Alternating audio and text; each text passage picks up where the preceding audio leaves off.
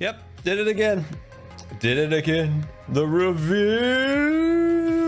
Welcome to the stream. Welcome to the stream, everyone. Hope you are doing well. Someday we will not forget that, but apparently that's going to be continuing trend apparently. But welcome everybody. Hope you are all doing well today, and hopefully you got to watch the Third Life episode or Last Life. I'm not going to remember that until the series is over. I mean, like, what's the series called again? But welcome everybody. Hope you are all doing wonderful. And yeah, I was like, you know what, I could work on my video, but I kind of want to stream, so we decided to stream. I'm like, you know what, I've got something I have to do later today, and I'm like, it's not a lot of time to record, so what we could do is stream. That would be super fun. But yeah, welcome everybody. Hope you are all doing very well. The Jellycat coming back for 49 months with the most jellies that I've seen in a very long time. Look at all those jellies, all the different kinds of jellies. 49 months of Jellycatness. I love it. I love it. I love it. I love it. That is a lot of jellies. Let's see. Let me check with the chat here. Gloves, thank you so much for the 22-month resubscription. Very much appreciated. Hey, Scar, just finished the Last Life episode. It looks like a blast. I did have quite a bit of fun. A little bummed still that I missed out on that footage, but it seems like people are enjoying it even without it, so that's great. Let's see. Ice 20, thank you for the 8-month resubscription. Very much appreciated. And of course, the gifted subscription. Very much appreciated also. And Defy, thank you so much for the brand new subscription. Very much appreciated. Ashen87, thank you for the 2-month resubscription. So glad you're feeling better. Keep up the good work. Well, I appreciate that very, very much, my friend. Solette, thank you for the 2-month resubscription. And Ironman, thank you for the 2 months. Very much appreciated. Newish viewer, your wagons are beautiful, and I'm watching you make your season 6 Pirate Island and more amazing. Dude, that's awesome. Yeah, I'm glad you like the wagons and the Pirate Island. So I appreciate that very, very much. Wow, going back to season 6. Wow, that was a while ago. It doesn't seem that long ago that we were building. It doesn't seem that long ago that we were building the Pirate Island. That's crazy. that really like threw me off onto like memory lane there. Let's see, Sobe 300, thank you for the brand new subscription. Welcome aboard the Starship Good Times. Let's see, Megalon 32, thank you for the 2-month resubscription. Very much appreciated. Let's see, Fire Wolfer, thank you for the 4 months. Very much appreciated. The Power Cut, thank you for the brand new subscription. Welcome aboard. Let's see. Boogie Lips, thank you for the brand new subscription. Let's see, Jack, thank you for the 13-month resubscription. Very much appreciated. Very, very much. And of course, Jellycat. Let's see, God Dragon, thank you for the 13-month resubscription. Also very much appreciated. Let's see, Smaller Scars, thank you for the 2 months. Edwin, thank you for the 2 months also. And hello, Scar. Well, hello to you. Middle of time 1224, thank you for the brand new subscription, and welcome aboard the Starship Good Times. Excellent, thank you for the 1-month resubscription. Let's see, Mepzo, thank you for the brand new subscription also. Kickhearts, thank you for the brand new subscription. Jordan 45230, thank you for the 4-month resubscription. MRX, thank you for the bits. Very much appreciated. And Daddy Farts, thank you for the 3 months. Very much appreciated. Very, very much, my friends. Very, very much. Look at this. I gotta show you this. This is cursed. Watch. It's cursed. It's cursed. This is the blending of 2 worlds. A bit of Hermitcraft, a bit of Last Life, all together making a cursed image. This is very cursed. X just thank you for the 6-month resubscription. But yeah, it's a cursed image, to be sure. Very, very cursed. Let's see. No, wow, words are hard. Let's see. Next. Oh man, sometimes words are hard. Nix Farrow, thank you so much for the 5 gifted tickets aboard the Starship Good Times to the community. I very much appreciate that. Thank you for the subscription, Bob. Very much appreciate it. Your vid on Last Life. It will be awesome. Thank you for being an inspiration in so many ways. # Scarred for life. I am so glad. I'm so glad you enjoyed the episode. And now get on the Scar stream. Jelly love GTWS. Jelly love GTWS. Jelly love GTWS. Jelly love GTWS. We do love jelly. GTWS. Jelly love GTWS. Jelly love. I cut it off. It was like, enough of the jellies. Enough. Sarah Scarborn, thank you so much for the bits. Very, very much appreciated. And of course, other than 231. Thank you so much for the bits also. Very much appreciated. Very, very much. Very generous of you all. Very, very much. And yeah, so we've got some stuff to do. I got some stuff to show you. That is to be sure. Let's see. Thank you so much once again for another 5 gifted subscriptions to the community. Very, very much appreciated. The Starship Good Times is getting packed. The Starship Good Times is getting packed. Thank you so much for that. That was very generous of you. Very, very much. I appreciate the support very, very much. All right. So in our last episode, oh wait, I gotta show you this. Never mind. Hold on. We're gonna do something. This is my entrance into the upper floor of the Emerald Hotel. Oh, come on. Oh, we made it through. We made it through. But yeah, that's my entrance up into the Emerald Hotel. So I got the you need double carpets, don't you? Anyway, I got these guys in here. So we have all 3 of our farmers. I did forget a couple mine carts here and there, and when I went up here and I saw them, I started breaking them, and it turns out there's a lot more air pockets in the walls than I anticipated, and they were escaping, and it was not good. I saw you jump. Yeah, we're gonna fix that. But we've got to finish this level here, so that's one thing we want to do, is finish this level. This is kind of a miscellaneous level, and also I might have to remove these blocks above. Even though it worked in a test world, it was the same with these. I could put the stone cutters on top of this to make this cool little design, and they used them perfectly fine in a creative world when I kind of tested to see if that actually would work with villagers. And as you can imagine, of course, in survival, it absolutely doesn't. So a bit of a disappointment on that front, but our Dumbledore doors are doing well. We do need to set up. Where's my chests?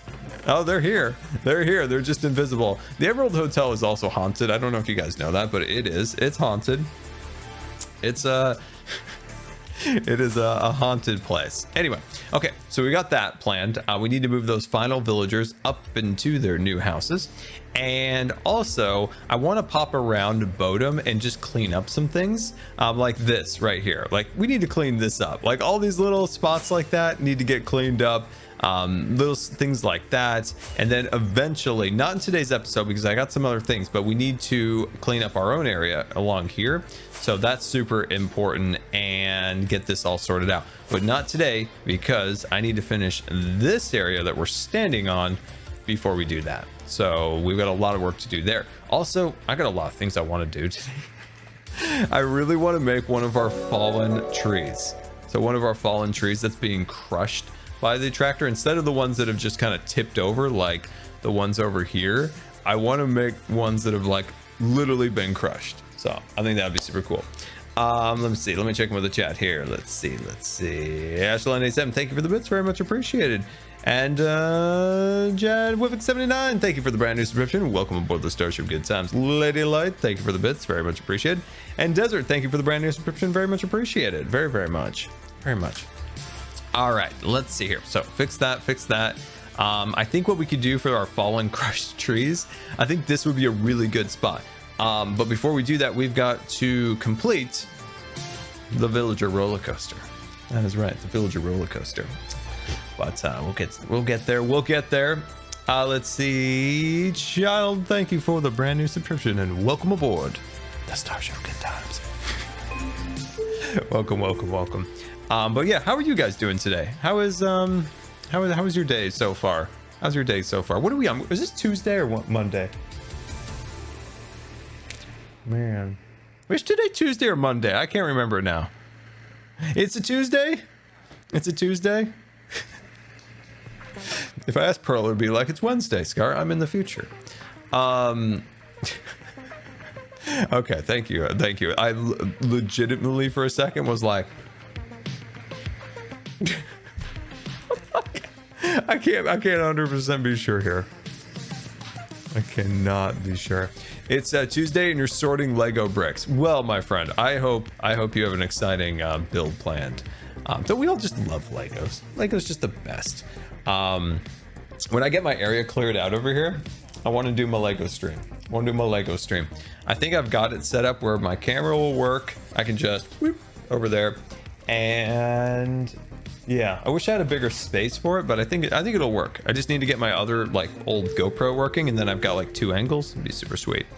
Super sweet it will be. All right, let's get our final villagers, and we can finally say the Emerald Hotel will be complete. That is our goal today. We finishing the Emerald Hotel 110%. It's going to be amazing.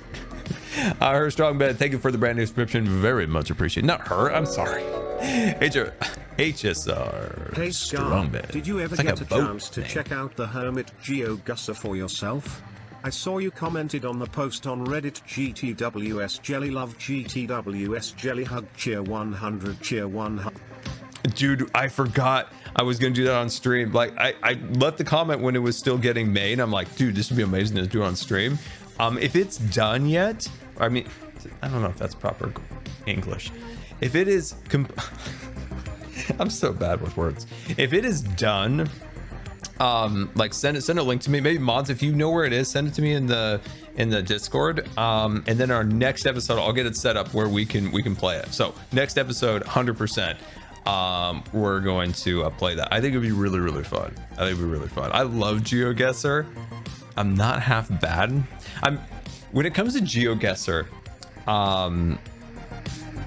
I have a pretty good sense of environment. So if you are somewhere that has, you know, more rural nature, boom, I get it every time. I get it every time. If it's like a suburb, I mean, you can really break down a suburb into like, I know what suburbs in California look like. They're very distinct in my head as I grew up there. I know what the Northwest looks like. I grew up there. And then like the Midwest is like a giant box that looks somewhat the same. Like it's very flat, kind of similar trees, stuff like that. But like Alaska, very distinctive with like the terrain and stuff like that, especially the trees. Trees are very skinny trees. Australia can be deceiving because Australia shares a similar kind of like atmosphere, like the color of the atmosphere a little bit, and ground color as Africa, so they can be kind of they can kind of trick you if you're not careful. Where it's tough is in some places in Asia.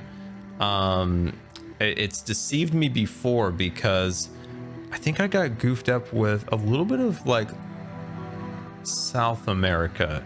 I don't know, I like goofed those two up for a while, but I've gotten better. Like I haven't played it for a long time, but yeah, right, like Southeast Asia is tough. If I remember right, in that region the ground is a little bit volcanic. It's a little red, and then of course you have the palms and stuff like that. I don't know, it could be a little deceiving. It can. But in the United States, like especially the medium cities also can look rather the same too. But yeah, no, it's fun. I haven't played it for a while, but I did get pretty good at it. One time it literally put me down in my city, and I live in a small city, and I was like, oh no, you didn't. I'm like, oh no, you didn't. Like this is in the industrial district that's like, you know, it's like this tiny little industrial area next to the river, and it's like a couple, you know, kind of little factory things, and I'm like, oh no, you didn't. I know where this is.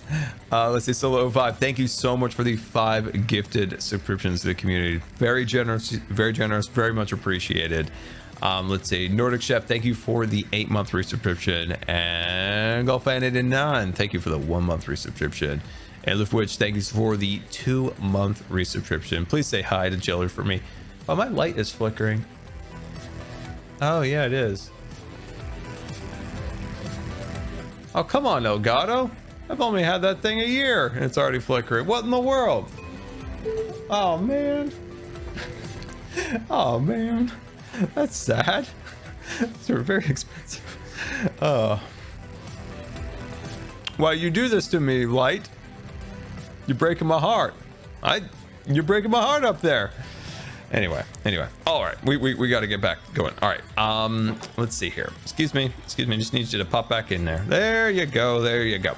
Okay, who's going first here? So you are tool guy, and you've got a sword. Wow, that light is really annoying me. I might turn it off. Oh god, oh! Let's see. Haunted Emerald Mansion is now Scar's haunted house. Yes. Let's see. Scar, are you feeling better? I mean, I was very, very sick for a little bit, so I got a lot better from that, and now I've been kind of like holding pattern of like, I need to get the next bit better, like, would be great. Like, I'd like to get this pain to go away. Like, that would be really fantastic and fun. But, yeah, I don't know. I got a lot better than where I was, just kind of waiting to get the next one. I think I need to send a message to my doctor and be like, hey, hello, should the hole still be a hole? Should it be healed up by now? Should it still be bleeding? Should I still be in pain? They had to cut me open, so it hurts. All right, asleep we are to do. Christmas, I hope you have a good rest of the day. Thank you for stopping by on your lunch break. Everybody say goodbye to Christmas. Goodbye. All right, let's go grab some of our scaffolding blocks, a little bit of track, and we'll be all set to finally finish the Emerald Hotel. Get out of here. Get out of here. All right, let's see here. Let's just for good measure, in case we need them, we'll grab these guys. Beautiful. And we're gonna need a little more of that. Where's the old man? I am disorganized. What in tarnation is going on in that chest? That is a mess.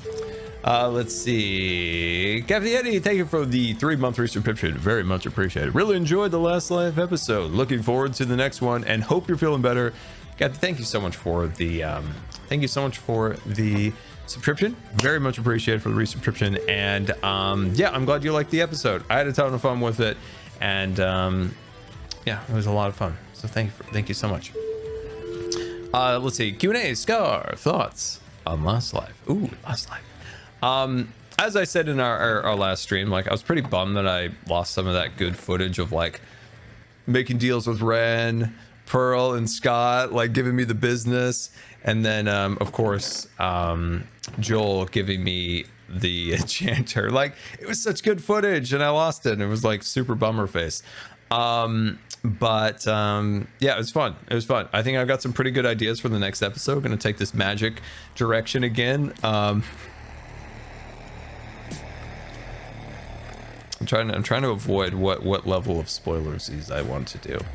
Let's see. The last great Time Lord, thank you for the brand new subscription. Welcome aboard the Starship Good Times. You remember in season 7 of Hermitcraft? Do you remember what I did at the beginning of Hermitcraft season 7? Remember how I gave people powers? Some believed, some didn't. And I always told you, I said, I promised you. You all asked me. You said, Scar, please, someday let me see the wizard again. I don't know. Maybe. We'll see. It might be a sorcerer this time. It might be a sorcerer. I was thinking about this. I am just brainstorming ideas. Who knows what we'll end up doing. What if we actually lived in a sorcerer hat? I don't know why, we just thought it would be funny if we lived in a sorcerer hat. Like, it'd be so random, and that's the beauty of Last Life, is you could do some weird stuff. Like, I probably wouldn't live in a wizard hat on Hermitcraft, but why not on Last Life? Why could we live in a shoe? I mean, we are selling souls, so why not live in a shoe? That right there is a good idea. I like that a lot. Wow, this is so cursed right here. Okay, actually, I think that's good. Let's just go open up the walls, and we'll be sweet. Your magic prop wells back. I totally forgot about that. That light right there is really driving me crazy. It is flickering like crazy. It makes you just want to punch it. I'm like, I want to punch it. Loki, thank you for the 2-month resubscription. Very much appreciated. But yeah, that is really bothering me. Dark White Crafter, thank you for the brand new subscription. Very much appreciated. Very, very much. Okay, so we're going to this floor right there. This one should be actually a little bit easier because I think we'll be able to just send him right through the front. Right on through the front. We'll stay 1 block ahead. There. You may or may not see me actually punch this light. It actually might be out of my reach. It might be out of my reach. Do you play Roblox? No, I've seen people enjoy it. You know, they like it and all, but I've never played it, nor have I ever seen anything other than knowing that people said they like it. Yeah, my hat is very much glitched through my diamond. Very much. All right, grab that and we'll sneak on in. Dude, how funny would it be to sell people? I mean, we could take those crystals to the next level. Like we legit could sell people like luck crystals, things that they can't really say if it worked or not, right? Like if we say it, obviously we're going to sell real lives. Like that's a real thing we're going to do. We're going to sell souls.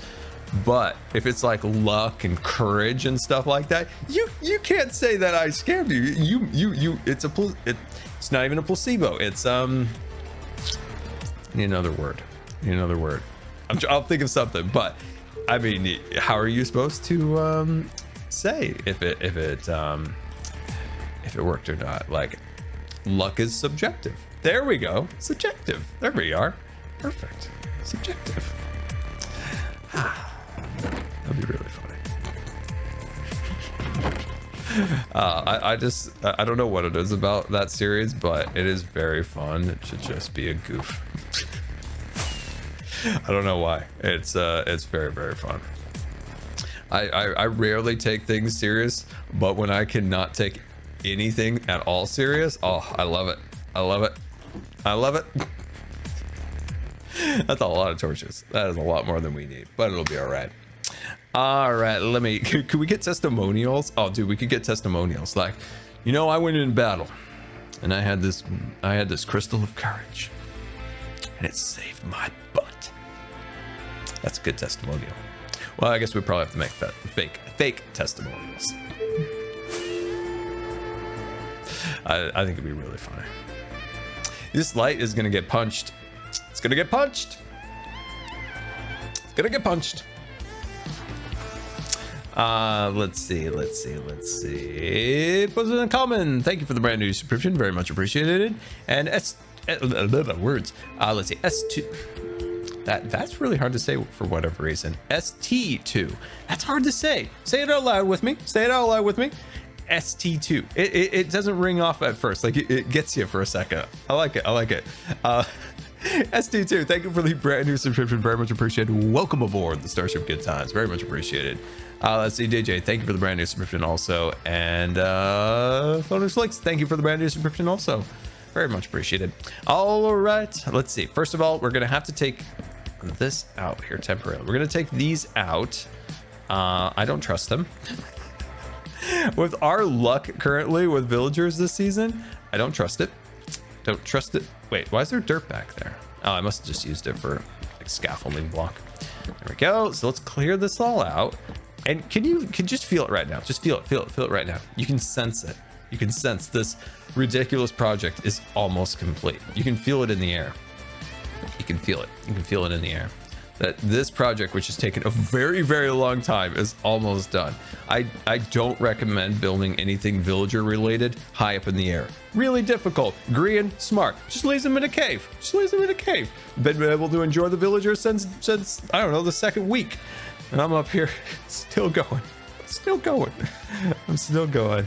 Oh, not that evil Azuma. Jeez Louise. And people say that my crystals are fake. Yep, it turned off. It's done. Lights off. I didn't even need to punch it. It just died. And there goes the light. There goes a $300 light. Wonderful, wonderful. Great. Great. I am just grinning from ear to ear. I was like, I don't know, is this gonna break, or are you just gonna stop flickering? You're gonna flicker forever? No. Elgato, your light broke. That's sad. That's very sad right now. This is sad Scarface right now. Now I have a little bit of a shadow here. Now I got a little shadow. I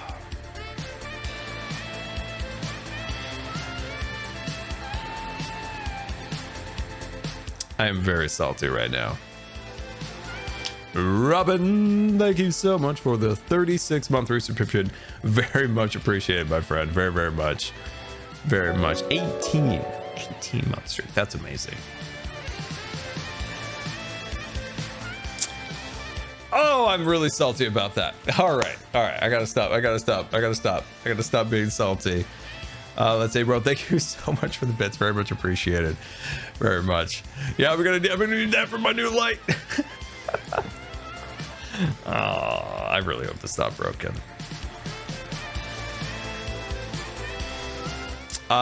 Rum, that would actually break the other light. I'm sorry to say. Watching Lilo and Stitch would break my other light. You didn't think things were bad enough, Rum. You didn't think things were bad enough. Mazadul is not here to trick me into saying anything positive about Stitch. I can tell the difference. I can tell the difference right now. It's driving me crazy. All right. We need to get my mind off of get my mind off of my $300 light breaking.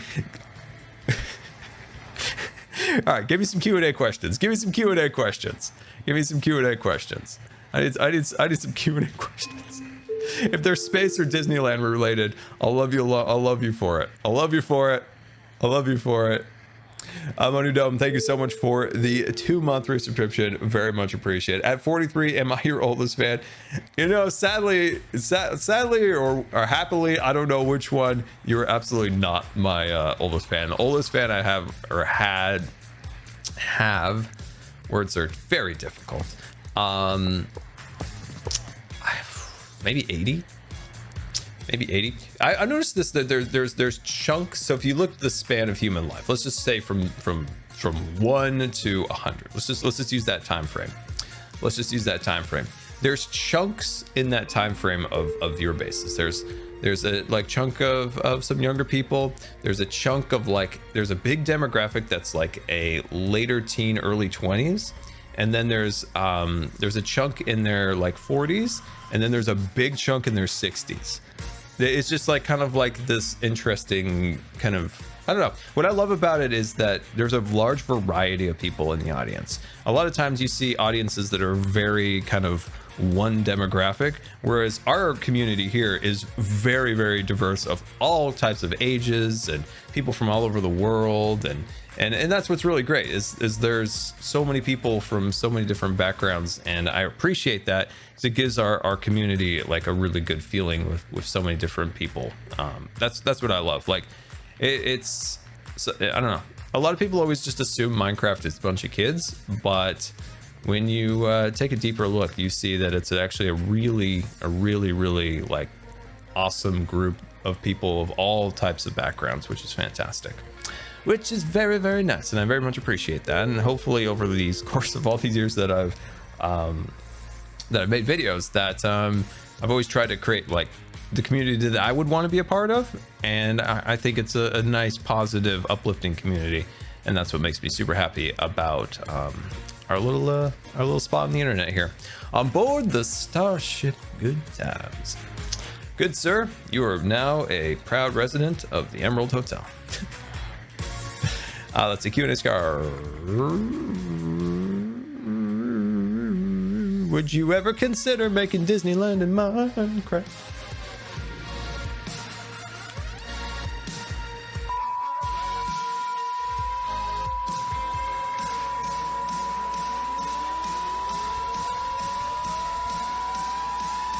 So I hope you're as excited as I am for that project. It's gonna be really great. Yeah, so let's see, which property would you like to visit not in the US Disney park wise? Oh, Tokyo Disney Seas, 110,000%. I will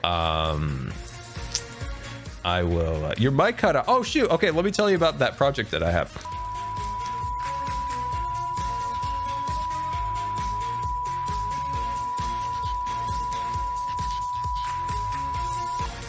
It's gonna be so fantastic. I'm so excited. But no, it's Tokyo Disneyland. It's Tokyo Disneyland. If you guys haven't seen it, like, you know, get those fingers. Hey, come on now. Come on now, that's uncalled for. And you too over there. Yeah, that's right. That's right. Ah, look at that bow skills. Only missed one shot. Anyway, if you haven't seen Tokyo Disney Seas, like, you know, get your fingers out and look it up real quick. It's so beautiful. I mean, how deep do I want to go here?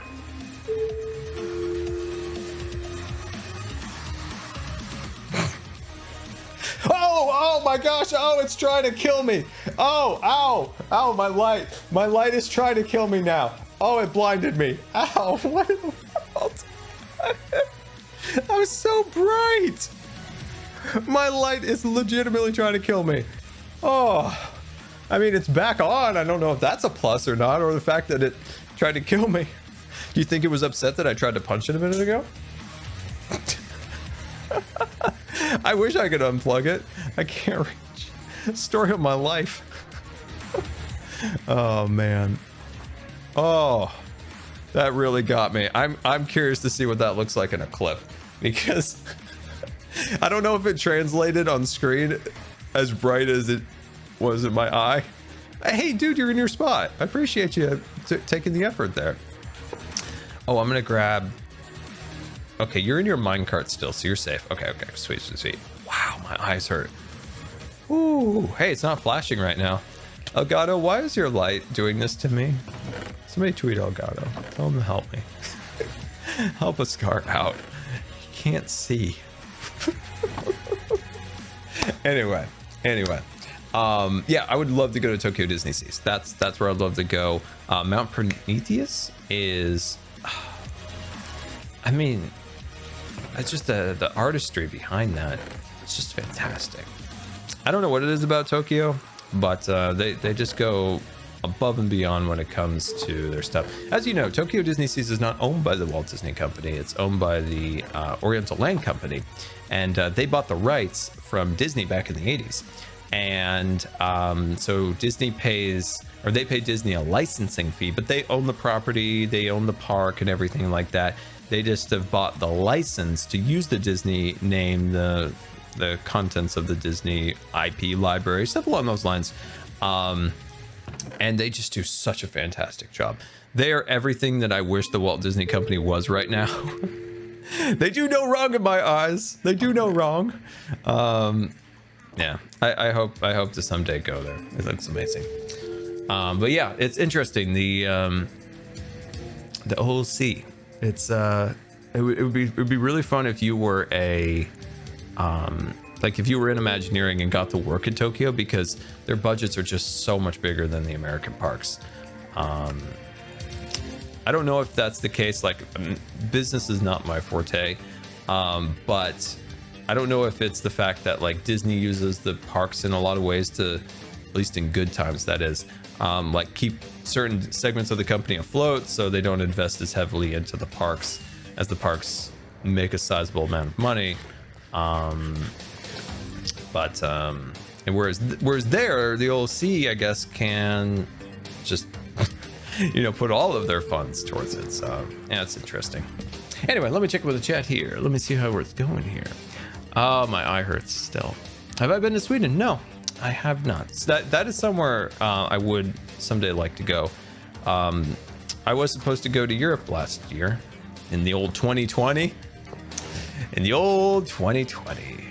And that did not work out. That did not work out. But I wanted to, so I was going to go to the UK, and then was planning on seeing where somewhere else I'd like to go to, because I had to go to the UK for a particular reason. Would have been awesome. Sad face Scar. But I was thinking, like, where else could I go? I'd love to see. I probably would have wanted to go to Disneyland Paris. Happy to see you streaming and talking about Disney parks. I watched the first EP of Imagineering and it was great. Yes! Oh, that's perfect. So you got to see Bob Gurr with those big clog shoes, go up to the Matterhorn, sign his name. He's like, I love Bob Gurr so much. So if you're not familiar, so Bob Gurr's an Imagineer. He's who created a lot of the early attractions. Getting attacked by the light just put the popular Manfred Mann's version of Blinded by the Lights in my head. Blinded by the light. Thanks so much for the bits. Very much appreciated. I'm going deep, guys. We're going full nerd here.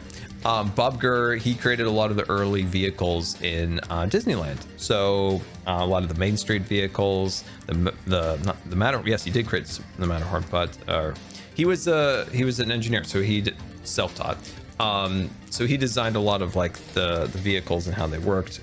His biggest like claim to fame is he designed the first monorail at Disneyland, the design and all that stuff. But in this documentary on Disney Plus, the Imagineering story, Bob goes to the top of the Matterhorn where they've got like the basketball court and stuff up there, and cast members over the years, since 1958 the Matterhorn opened, I think.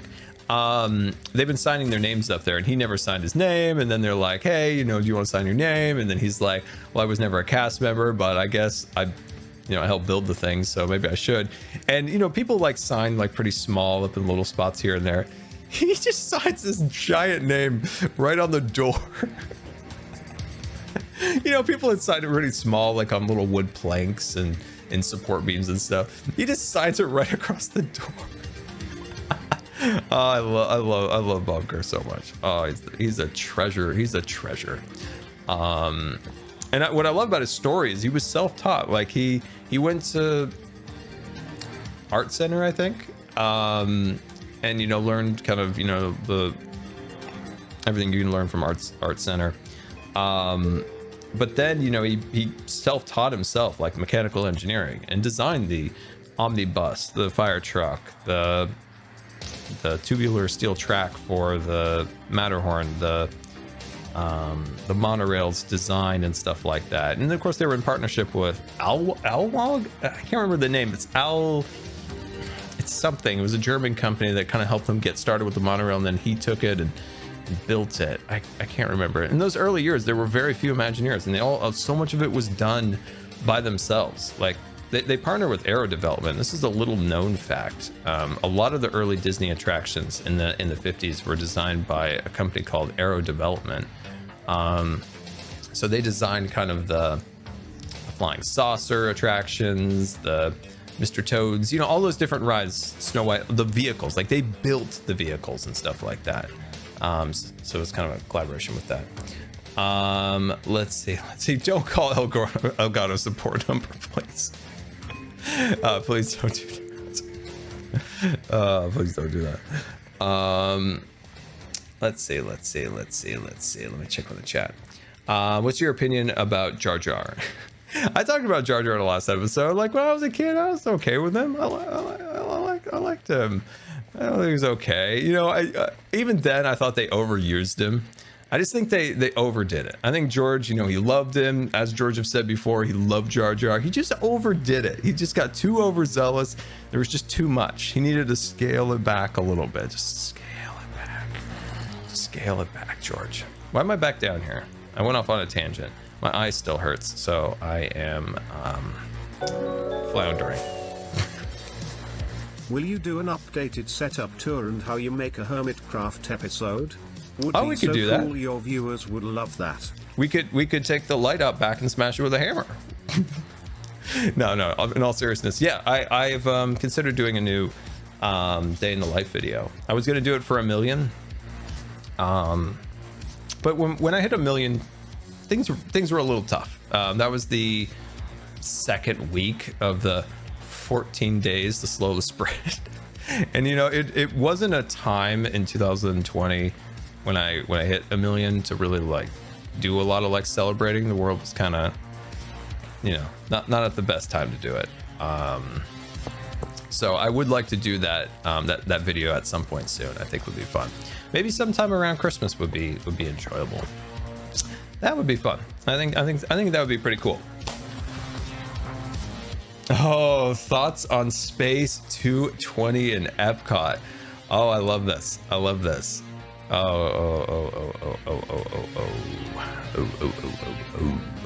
So if you're unfamiliar, at Epcot at Disney World, next to an attraction called Mission Space, they have opened a new restaurant called Space 220.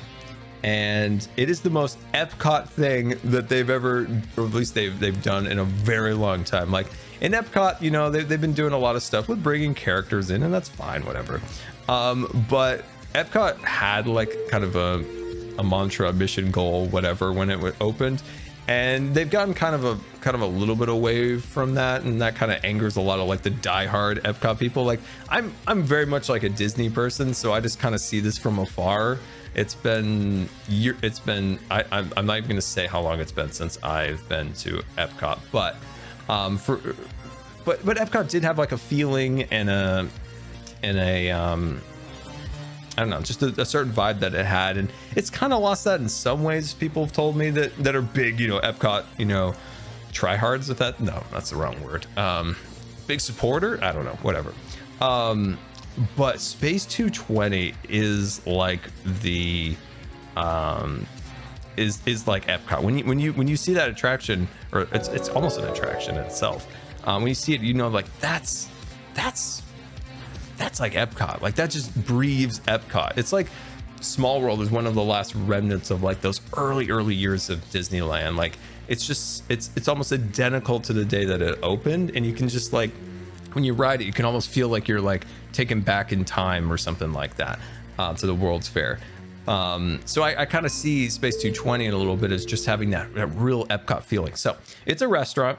It's an expensive restaurant at that, but you enter these space elevators, right? So you get in this little circle, right? And then below you is a window, and above you is a window. You know, we always talked about that Neil deGrasse Tyson attraction I always wanted to do, based on his TV show on Fox. What is it called? Based on the Carl Sagan show? Shoot, what is it? It left my brain. Cosmos, there you go. I wanted to create that Cosmos attraction with all the windows like above you, to the sides, and then the big screen in front. So what they do is that you look down and you see a screen, and above you have a screen. And when the space elevator takes off, right, you blast off, and you see, you know, Epcot gets smaller and smaller, and it's basically, you know, like making it, you look like you're feeling like you're on a space elevator going to space, seeing Florida just, you know, get smaller and smaller and smaller. And then above you, you know, the track's going by and you can see the space station above, and you get on there. And then, you know, once you're on the space station, and obviously this elevator doesn't go anywhere, but once you're on the space station via the elevator, you know, themed show, you know, they've got like these little like spinny lettuce things, and once you get into the main dining hall, the windows are these massive windows that project the Earth below you, like you're on a space station looking down at Earth. And you know, you see little spaceships fly by, you see some like EVAs going around with some space dudes. Yeah,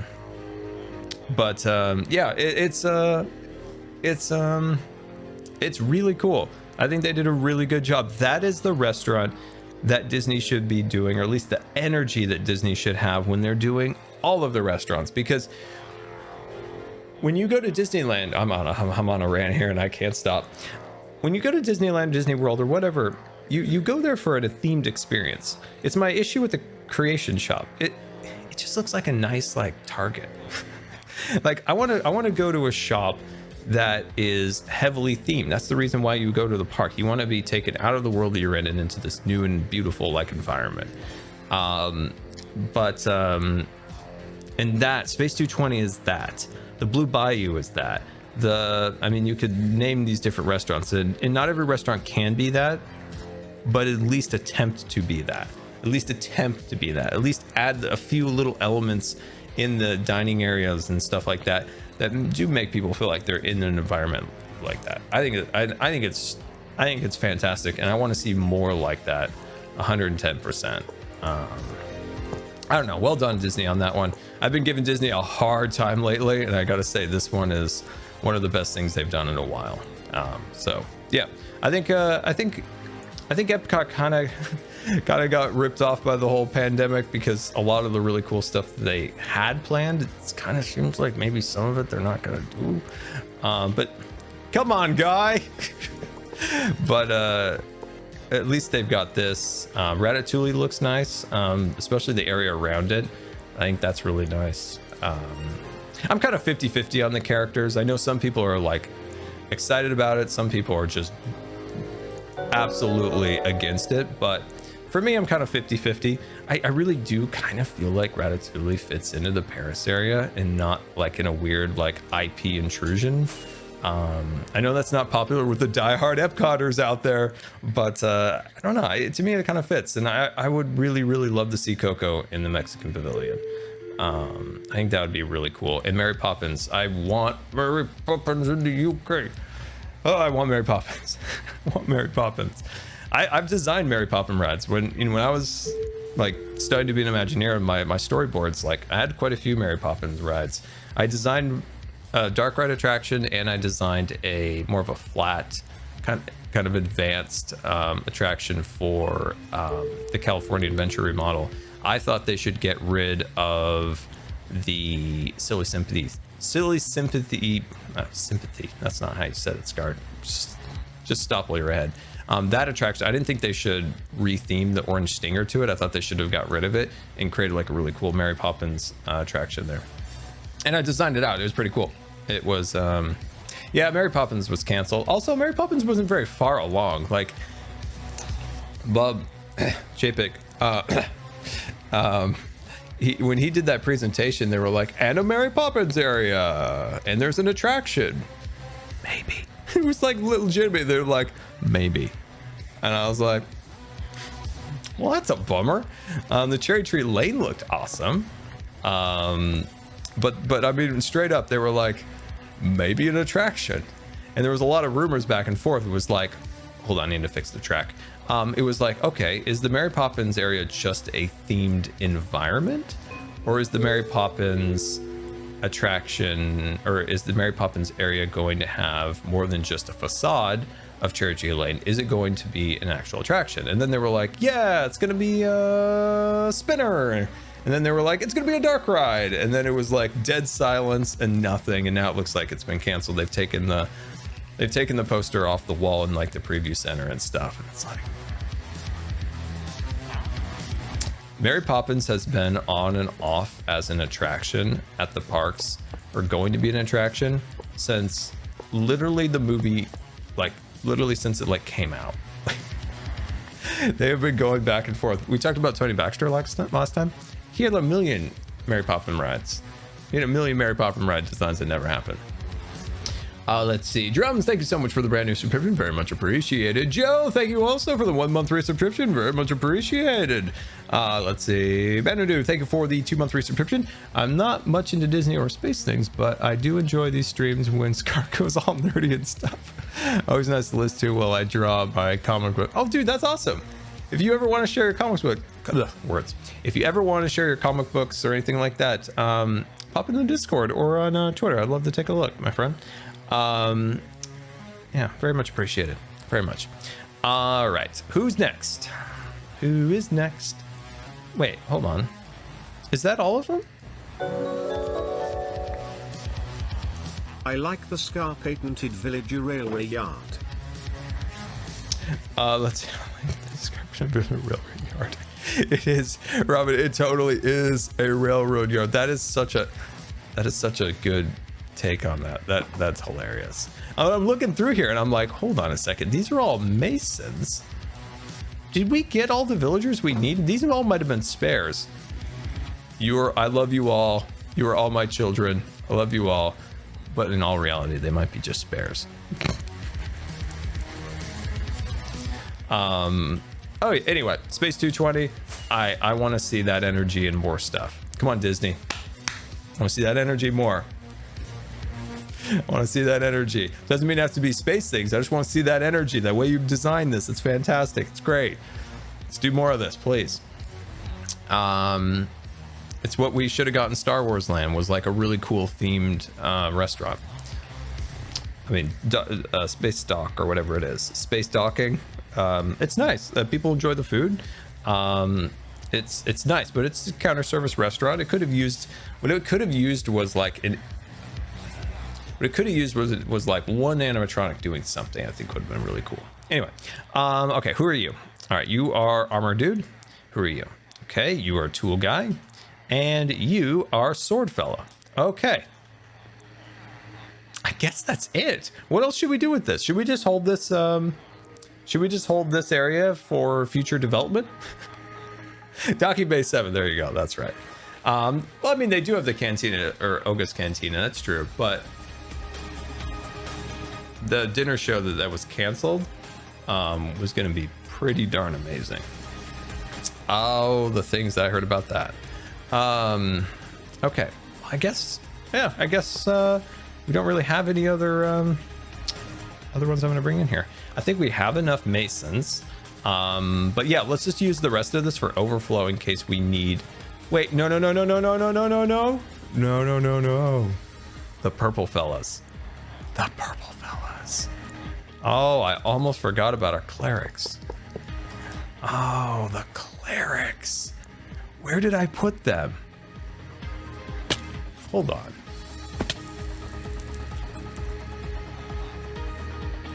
Oh, there you guys are. Hello, everyone. Hello, everybody. That's not what I wanted. There we are. Hello, everybody. Oh my gosh, we're gonna have a great time. We are going to have a great time. There we go. I almost forgot you guys. Anyway, let me check out the chat here.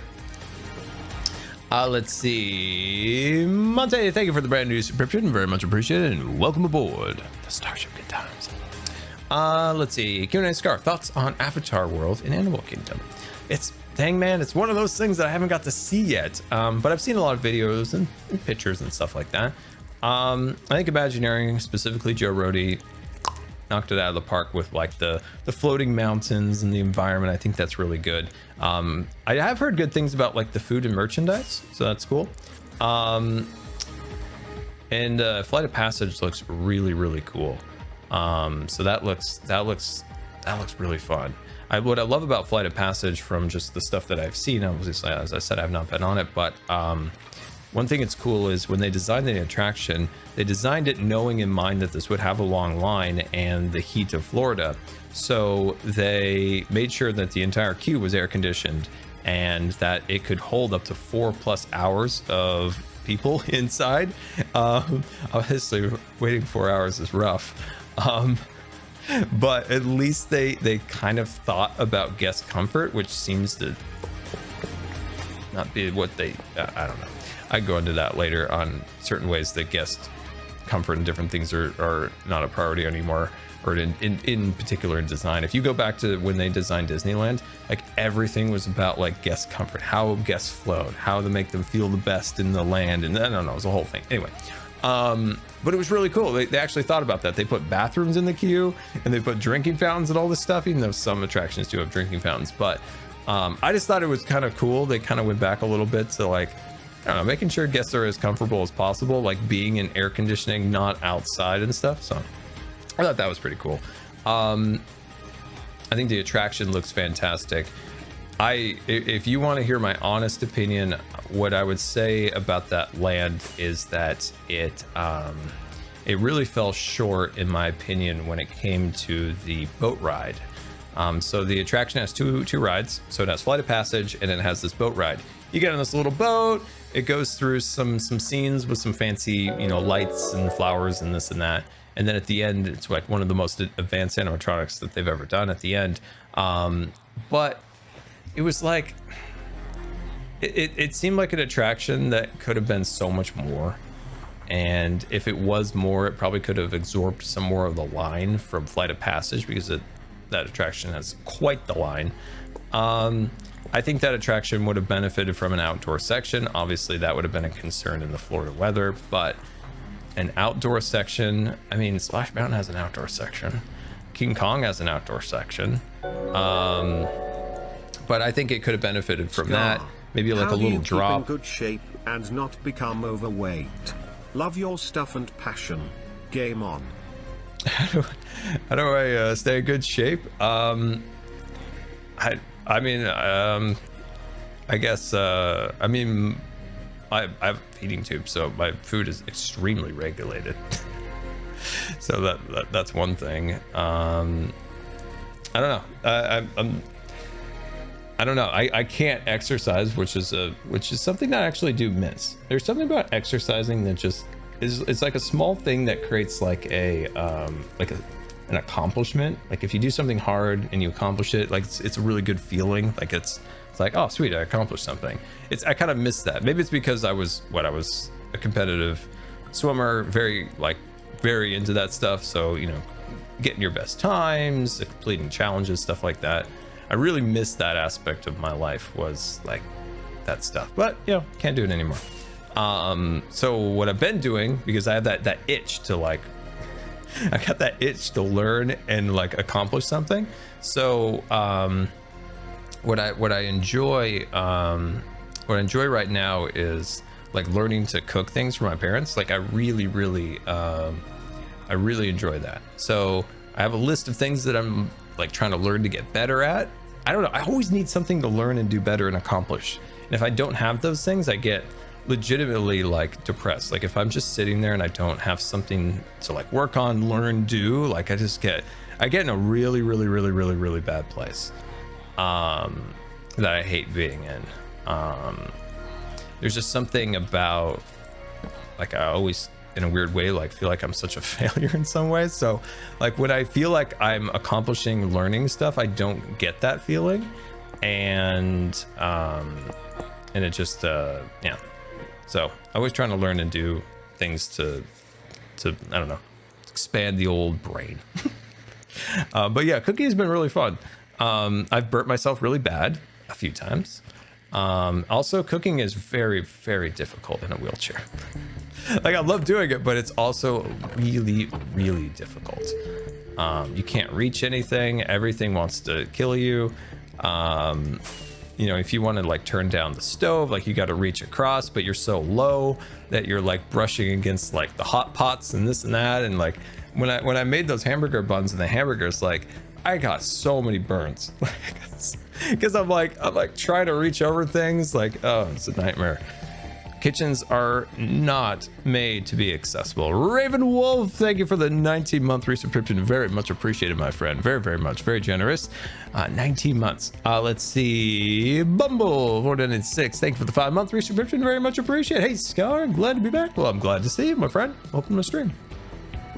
And then, you know, like with wheelchairs, it's tough. Something you always keep in mind, like, you know, if you turn like this, right, to reach for something, like you only have, I'm trying to get in the camera angle, but if your leg is here, so if your leg comes up here, so like here, so you can't wheel under anything. So everything you have to do is like, you have like a deficit to overcome to like reach for something. And it's super hard. Super hard.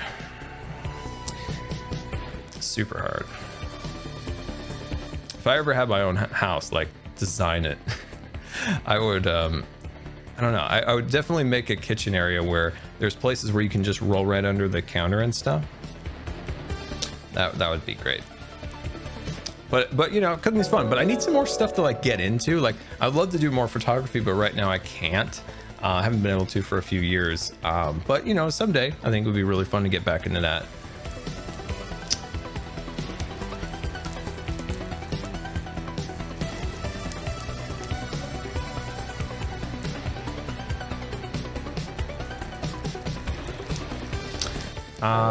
Let's see. Feeding tubes hurt. I agree. Mine is absolutely killing me today. Is in a wheelchair most of the time. Thankfully, they were in a financial place to have the kitchen redone to lower and cantilever the appliances for her use.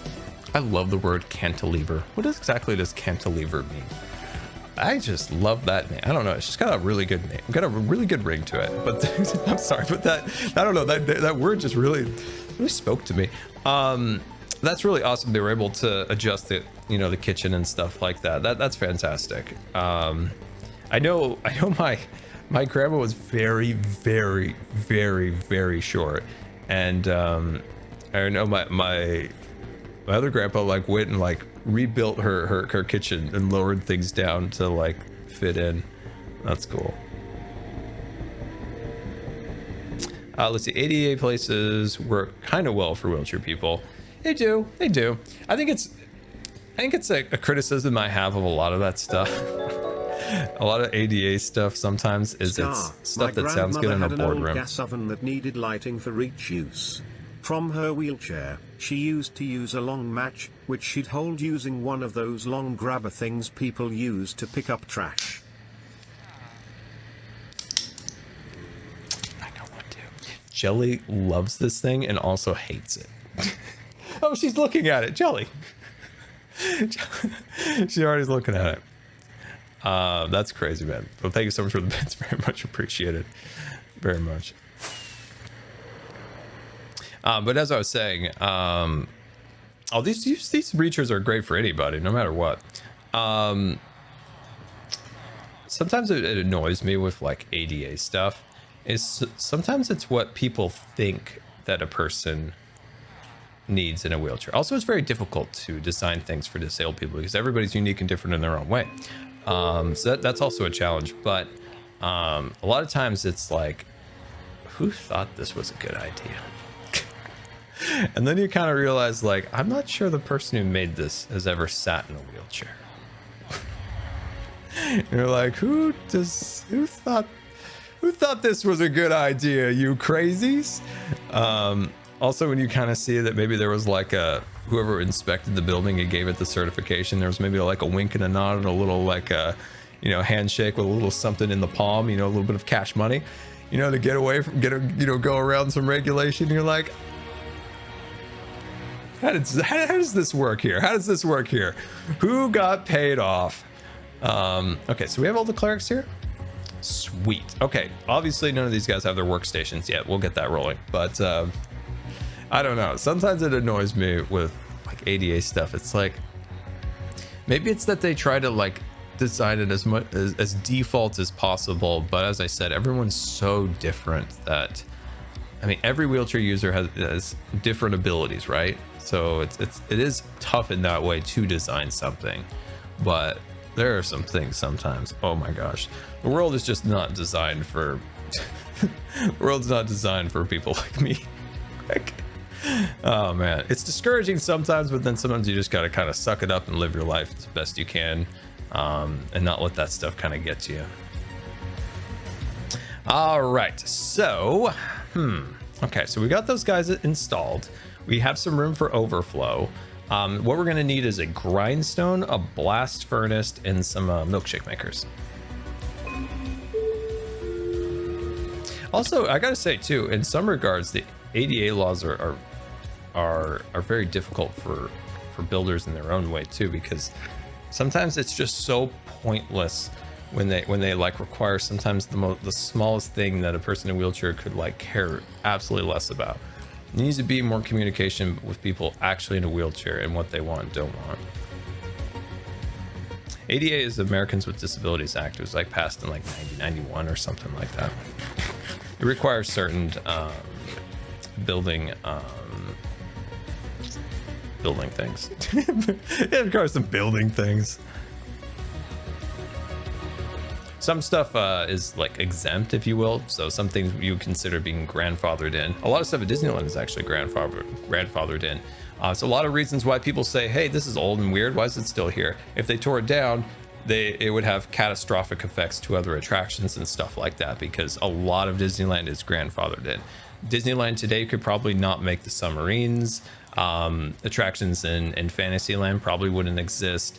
The tunnels that the People Mover used to go through That's not compliant anymore. If they were to modify or change it in a significant way, they would be required to tear it all out. It's one reason why they haven't done something like that. But yeah.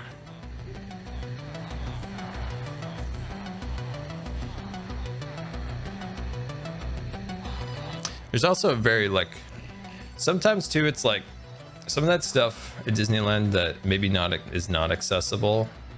That this is just a personal opinion. This is just my opinion. Some of it, like, I wouldn't even want them to change. I'm like, you know, it's okay. Like, I don't need to go up those stairs, or I don't need to do that if it means that nobody else can enjoy it or something like that. That's a Scar opinion only. But some stuff like that, like, it doesn't, you know, it doesn't. I don't need to do that at the expense of ruining something for other people's enjoyment. That's a personal Scar opinion. But you know, some things yes, and then some things, if it's a little thing that would really destroy the character of something or ruin it for other people, then it's like, I'm all right. I can be happy that other people enjoy it. Let's see. Let's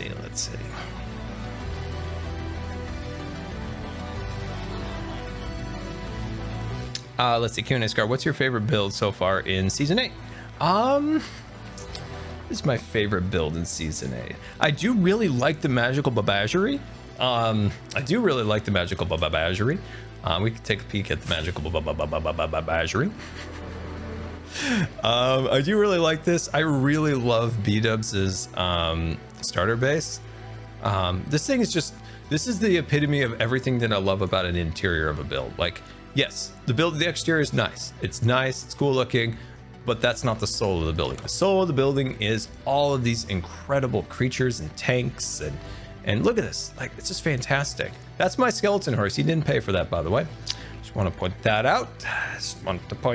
I mean, what is this? The Flu Network? I never understood why it was called the Flu Network. He's got another. Oh, I bet he's making another creature in there. That's Jelly. There's Jelly.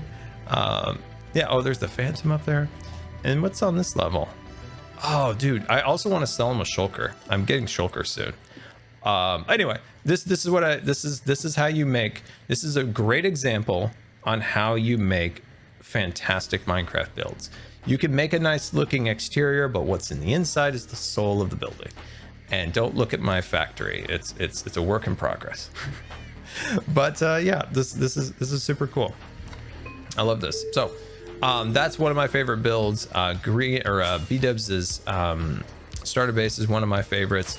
Also, the charm of Mumbo's little van was just so cute. It was so cute. I loved it so very much. Backstory is everything. At least in my opinion, backstory is everything. It's why everything that I do has a rhyme and a reason and a backstory. This building right here, spoiler alert, is going to have a backstory. So this thing, I think I even mentioned it, but I'm going to kind of take it up a notch. Similar to the Moo Pop factory, this is was like an abandoned lodge in a forest. We destroyed the forest, but we're going to build another one. But yeah, this was like an old, camping lodge that the Swaggin, when it came rolling in here, knocking all the trees down, took it over and turned it into its garage. So you can see it added this section to the side, it cut open the wall here and peeled it up. And we're gonna take this building to the next level in our next episode.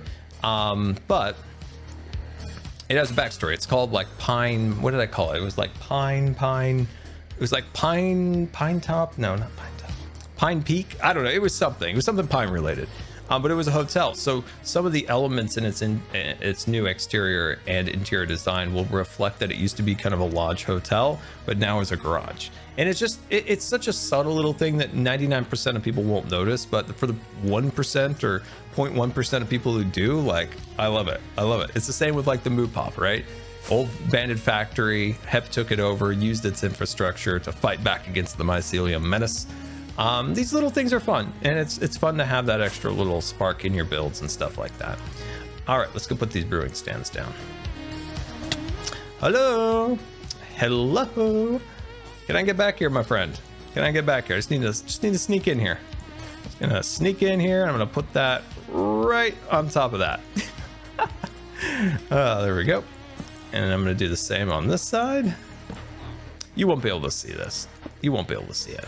I know it looks a little bad, but it'll be okay. It'll be okay. It'll be okay. There we go. And then this one over here. Biome. Sweet. Okay. I'm really nervous about breaking their minecarts.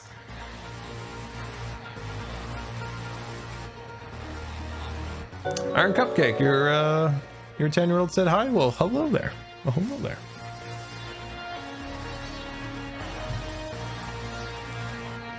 Let's see. Don't dare. I'm so glad you're enjoying the third life so far. That makes me super happy. I'm glad you are. It's fun. As I said, we were a little earlier. We've got some plans. We've got some plans. We've got some plans. All right, you're in there. And you're in there. Sweet. So far working out really well. So far working out fantastic. Okay.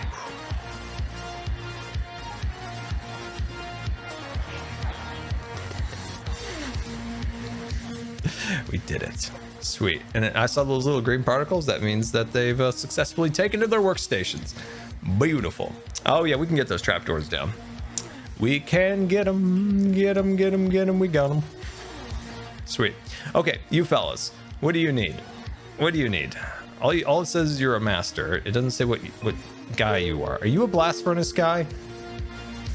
Okay, so I'm gonna assume you're a blast furnace guy. And what are you? I don't know who you are, and I don't know who you are. You look more blast furnace guy with your goggles. Can I have some help? Can I have some help on this? Oh, shoot. Okay. Grindstone. Oh, he's the grindstone guy. Okay. So grindstone, blast furnace, and what's the other one? So your tools. Are you just two different, like, costumes?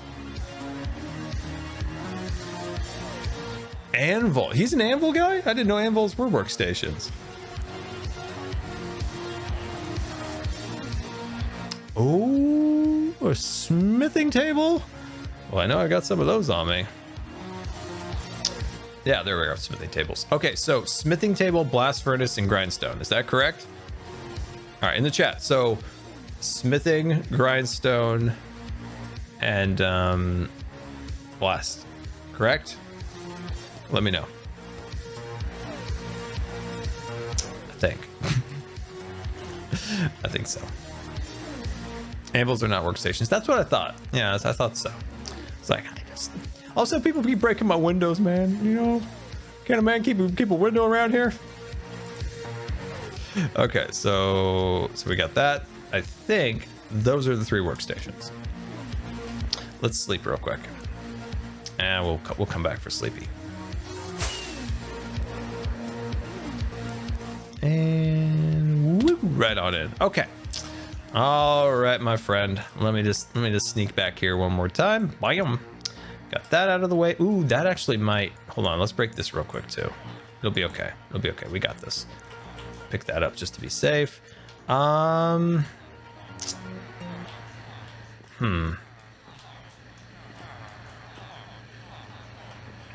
to think about where to put this. Because I don't want to block that light. That light is super important. That light is important. Let's see. Prison Balance, thank you so much for the 5 gifted subscriptions. Very much appreciated, my friend. And Pirate Cake, thank you for the 32-month resubscription aboard the Starship Good Times.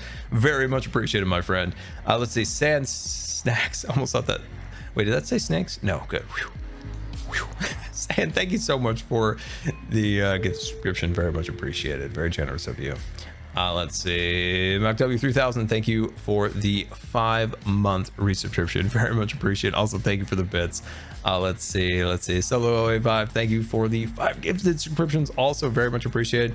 And Scan0110, thank you for the 2-month resubscription. Let's see. Soul, thank you for the gifted subscription. Also, very much appreciated. Very much. Let's see. Ambo1231, thank you for the 6 months. Very much appreciated. And a while. Oh, no. Totally true Scar fact of the day, Scar loves snakes. Favorite animal ever.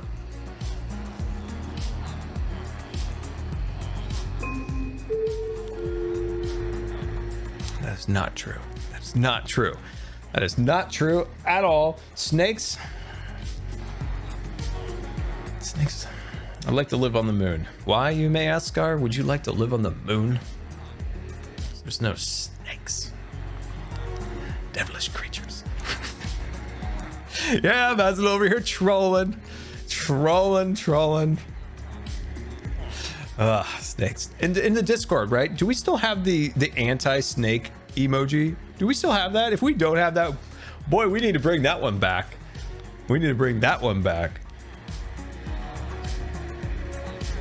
Choose my words wisely, snakes can hear you. Dude, there used to be some snakes outside. They were only about this big, but they were horrifying.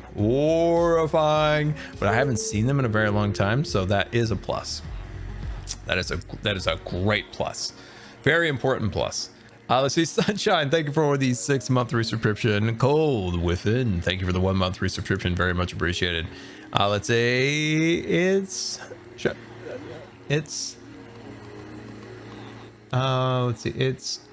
Shirton, thank you for the brand new subscription. Very much appreciated. And welcome aboard the Starship Good Times. Very much appreciated.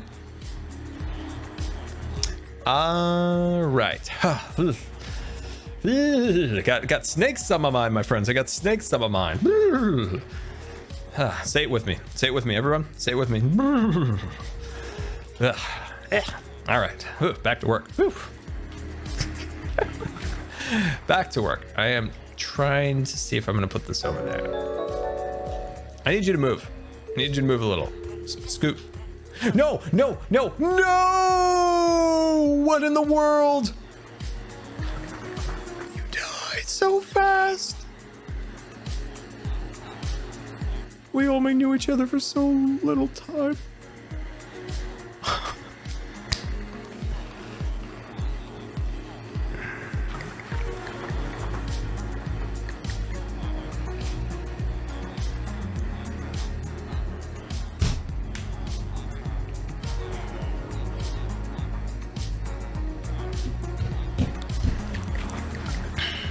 Who was it? Purple, thank you for the 3 months. And Robin, thank you for the bits. Very much appreciated.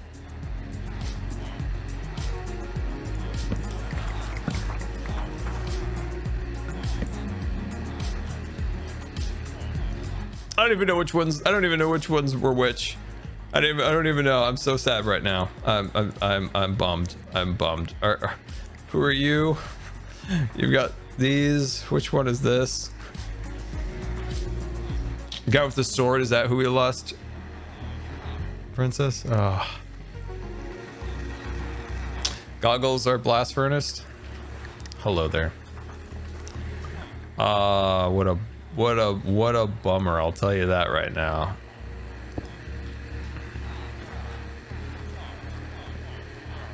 Scar sad. I'm gonna take this as the smithing table, or I'm gonna say it's the grindstone. Which one is this guy? Which one is this one? Oh man, that really gets me. Oh man, Elven Mage, my friend, thank you so much for the 31-month resubscription. Elven, I hope you are doing well. Yeah, it's very nice to see you. I hope you are doing well. It's grindstone. I'm getting mixed messages here. Smith and grindstone. I'm gonna need to see it in the chat here. I am really upset about that guy dying. That is really annoying. The snake has returned, Taylor. Dead one was a grindstone. This one is smithing. Okay.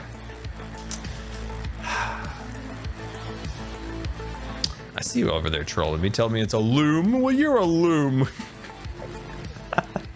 They all turned their backs on me. Did you see that? They all turned. They all turned. Well, now they're staring at me. They all turned in disgust that I killed their brethren. All right. Was that we said that was armor, correct?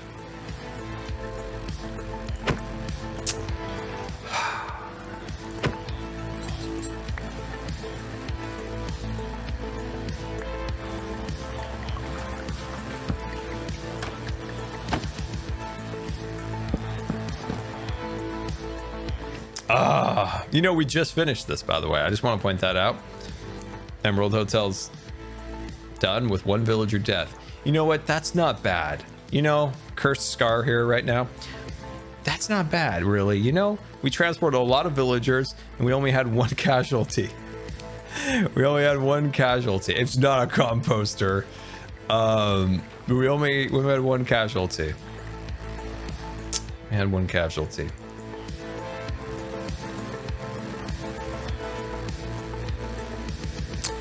I am a little bummed about it. I will admit that. It was the armor guy. The rate I die, I probably need an armor guy. I think I'll just buy my armor from Green. Cut our losses. Just cut our losses and be like, all right, we've got enough villagers. Green, can I purchase a season pass to your villager trader at this point? I think that's probably best. All right, let's clear this all out of here, and we can finally say that the Emerald Hotel from the villager standpoint is done. There's some lighting stuff I'll do off camera, and then we'll set the sorters up, but for the most part, like, dude, we did it. We did it. This is a major project that I am quite pleased to see complete.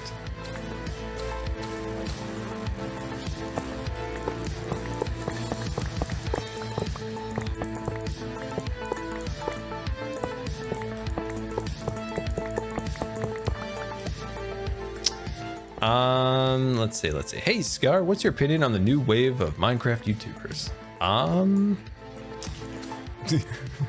This is gonna sound awful, but it's like, who?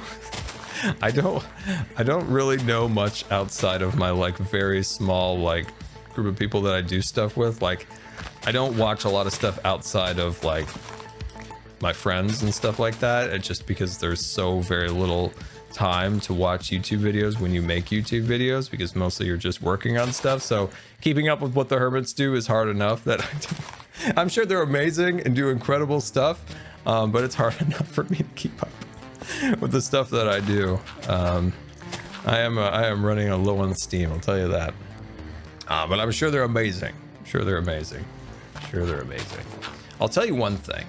I know a lot of, like, I go to events and stuff like that. A lot of people that are, you know, especially younger kids who want to get into content creation and stuff like that.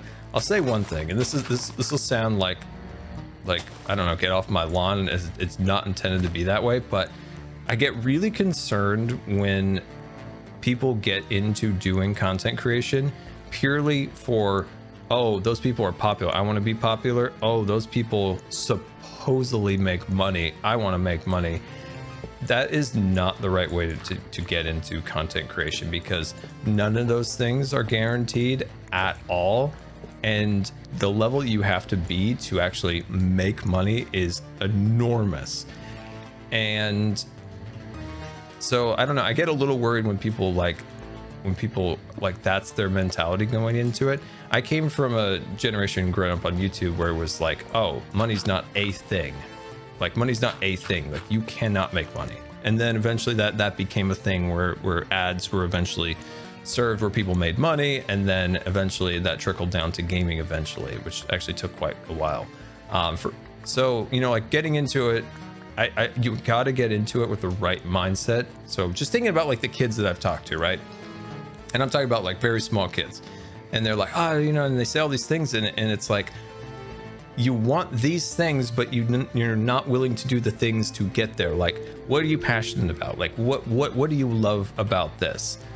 And it's like, that's your first starting point, is like, you need to love what you are doing, and you need that passion, or there's nothing without that passion. There's nothing at all without that passion. Like, if you have no passion for what you do, then why would you expect somebody to watch what you do? So that's the thing. It's like, that always grinds my gears, is like when that's the first thing that people say, and it's like, because you do not, I think most people do not understand what it means to be somewhat known. It's not a very desirable thing when you're in that position. But you got to have fun. You gotta be passionate about what you're creating, and that could be from Minecraft, that could be to cooking, that could be to vlogging, whatever. Like, you're passionate about what you do, you're excited about what you do. After you end that recording and you push upload, you're so excited for the viewers to be able to see it and get excited. That's what the words that I want to hear. I want to hear you be excited. If those other two things come in the end, fantastic, all the more power to you. But the only reason that you should be doing it is for the passion of creation and sharing. Creation and sharing. That's the two words you should be excited about. Sharing and creation. Probably creation and sharing would be a better way of phrasing it. So creation and sharing. Those are the two words to use. That's why you would want to get into making content on YouTube or on any other platform, is to create and to share. That's the two words. If any of that other stuff comes along the way, fine. But your main passion should be creation and sharing. And sharing a passion with other people and entertaining or informing them. And when I see other people when I see people devolve even when they start like that, it makes me very sad. It makes me very, very sad. And I've seen it all too many times. But anyway, we try to keep our head up here. We try to keep our head up here. Stay chill. Stay chill. All right.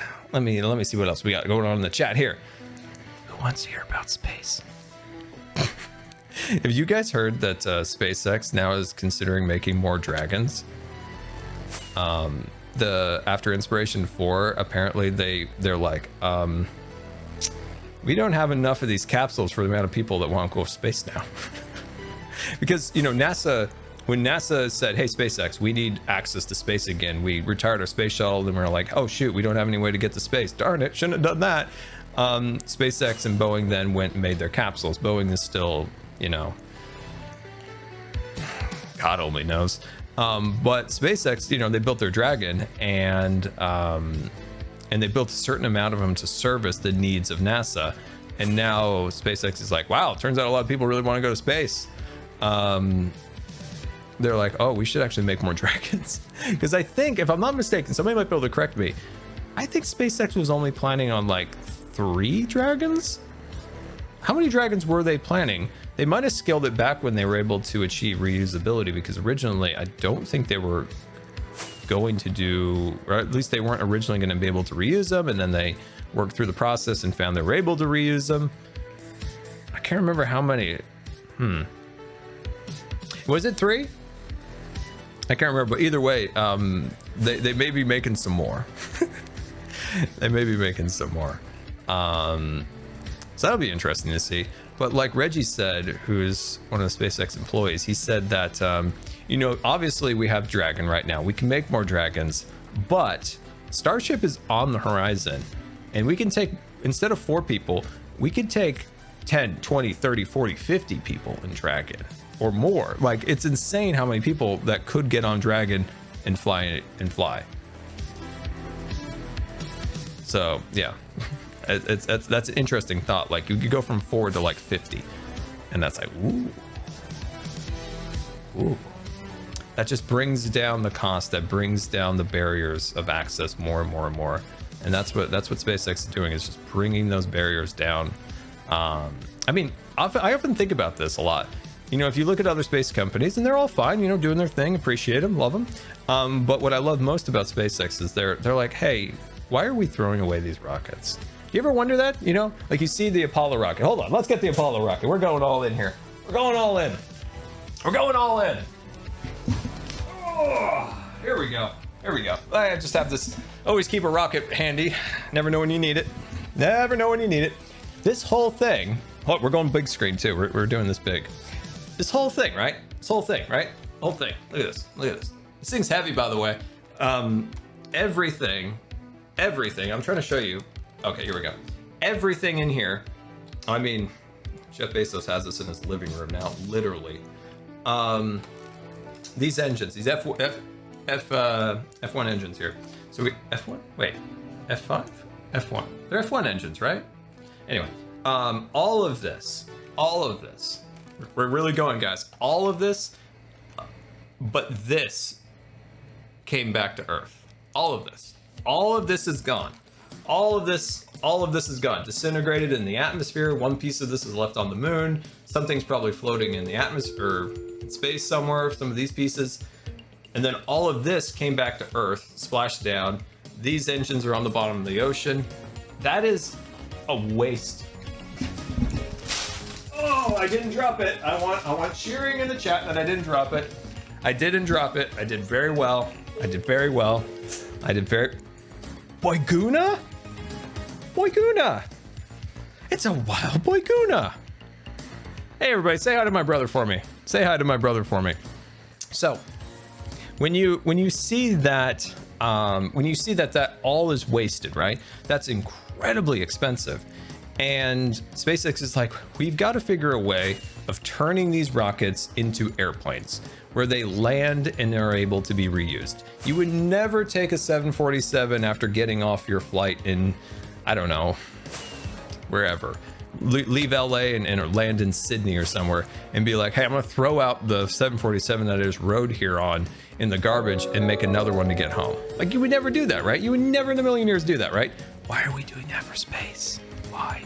And that it's why is because it's tough and its profit margins were low. So, and like, why would you want to do all that research and stuff like that? And that's where SpaceX is like, we can drive down these costs and make this cheaper and cheaper and cheaper and cheaper and cheaper, to the point where, you know, the government's not having to spend hundreds of millions of dollars to send the satellites that we need to communicate, you know, understand our Earth, all the stuff that they need to send up into space for science and for, you know, the stuff that, you know, communication, GPS, all the stuff that we use in our daily lives that we can't live without.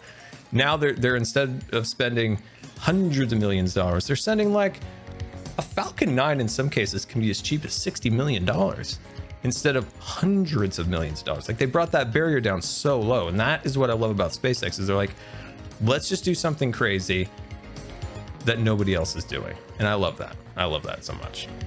That's what gets me excited about space, is like taking a problem that everybody's just complacent about and being like, we can fix this. We can be crazy. We can fix this. That's what's cool about it. Boeing's trying to do the opposite. It's a mentality that I think will break eventually, and you know that eventually these other companies will see the why this is needed, why this is going to be the future. And you can see some of them starting to do it. Like ULA is going to try to recover the engines of their Vulcan and stuff like that. So you hope that more of these companies will say like, hey, we need to think more about reusability and saving the costs for our customers and stuff like that. So you hope that's the case. But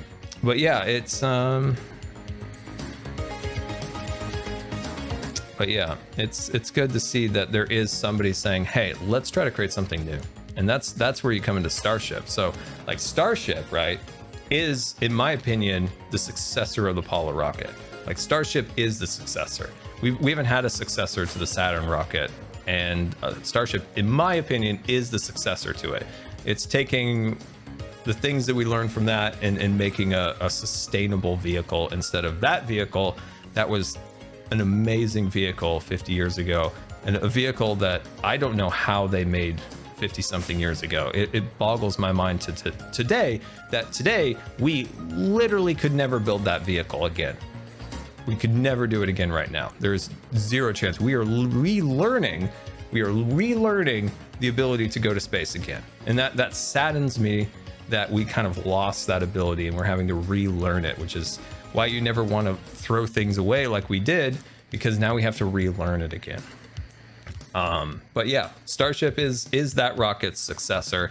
Starship is an interplanetary rocket, and I don't see anyone else like having the vision and the excitement to create that interplanetary rocket, to actually hammering together some steel in at the bottom of Texas on the Mexican border in a field and being like, let's get this guy who makes water towers and see if he can like cobble together our concept for this vehicle.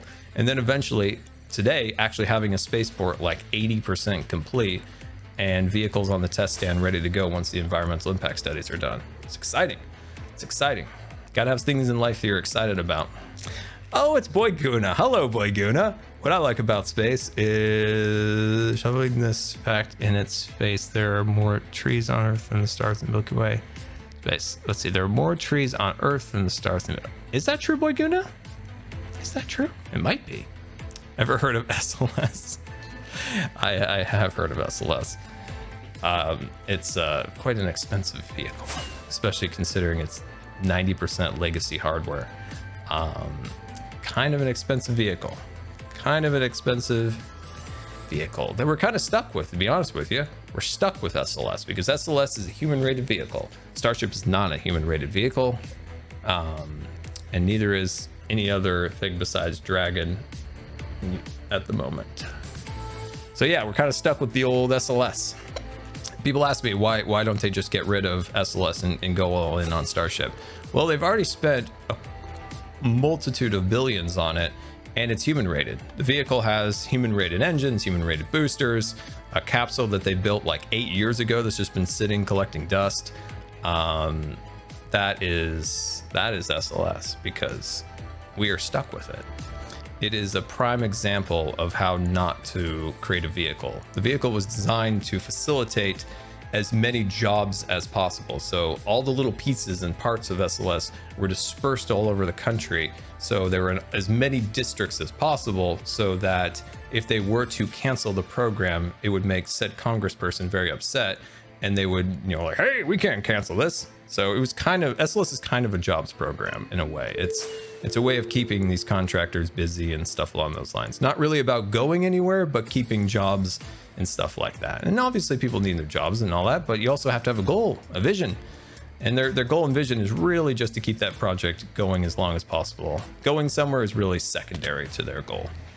That's how a contractor thinks of these things. They think of how long can we progress this contract as long as possible. Getting there eventually, that's okay. We'll get there eventually. But keeping this prolonged as long as possible is their main goal. Let's see. Do you have any ideas for new merch? I do have ideas. I've been really trying to think of some fun things to do with the swaggin. like swaggin designs. I've been thinking of that for a long time. So I am quite excited about that.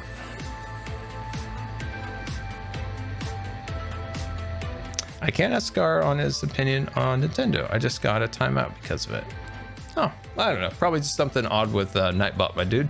I've never had a Nintendo console of my own, but when the OLED Switch comes, I might actually get it. Green told me to get a Switch, and then I saw that OLED version. I was like, ooh, I might wait for this. I might actually wait for this. But yeah, that is Scar's rant. That is Scar's rant.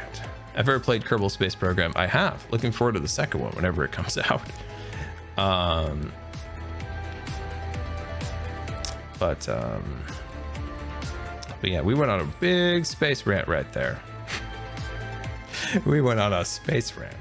All right, let's see here. Where were we? Oh, let's go grab some dirt. Let's fix that hole. That hole is really bothering me. Let's go fix some holes. Let's go fix some holes.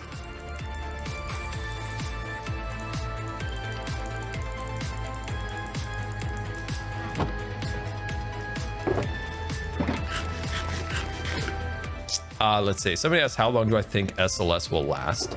I think SLS will run through the boosters that are being assembled. So there's pieces and parts all over the place being built for different versions. I don't think we'll see more than 5 or 6 launches of SLS. I think they will fulfill the Artemis program's initial goal.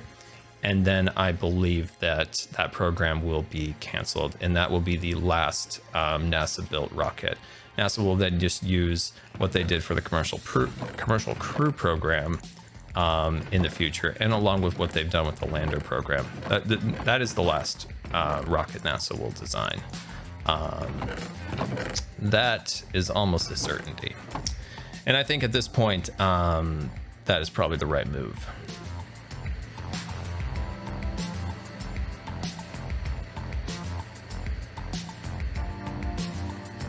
I don't prefer NASA or SpaceX over each other because they're both completely different things. SpaceX provides, NASA does. So NASA has their astronauts, they have their science programs, NASA needs things, and they go to SpaceX to achieve those things. They say, I need to launch the satellite. SpaceX is like, sure. We need to launch Bob and Doug into space, and they're like, sure. So you can't really compare SpaceX and NASA, really. They're not compatible. They don't click. They're completely different things. And of course, on like a high level, one's a government agency and one is a private company. Both have different goals. What I'd like to see personally is I'd like to see, let's fix this. Let's get rid of this water.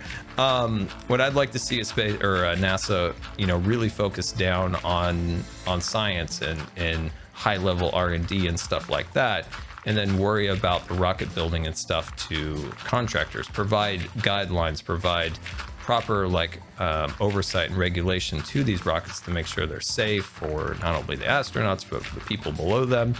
And stop building rockets because they become too expensive, and they don't have quite the vision that like SpaceX has of creating this. But as I said, they're very different things. They just can't be compared.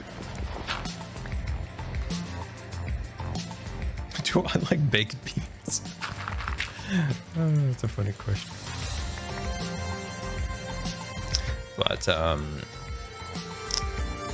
But yeah, that's I don't know. It's the question is yeah, that question is I see that so much about SpaceX versus NASA, and like both almost couldn't exist without each other too, in a way. Like NASA could not facilitate a lot of their goals without a SpaceX, without providing their astronauts an ability to get to the station and stuff like that. Obviously there's other contractors for rockets, so if they need to put a satellite in the air, there's other ones. But right now, like, SpaceX is NASA's only hope. You're my only hope, Obi-Wan. Because they don't have any other ability to get to space. And poor Boeing, they're doing their best. They're doing their best. Their rocket got a little that humidity was just a little too much for it. Had to go back and get some fixes. There we are. Sweet.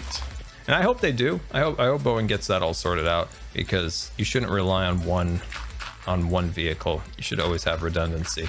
That was the point after the shuttle, was to have a safer, more redundant system. Boeing's just had a lot of trouble with their vehicle, even though they got $2 billion more than SpaceX did to develop their vehicle. Even though they're like the largest aerospace company in the world. Crazy. You just wonder.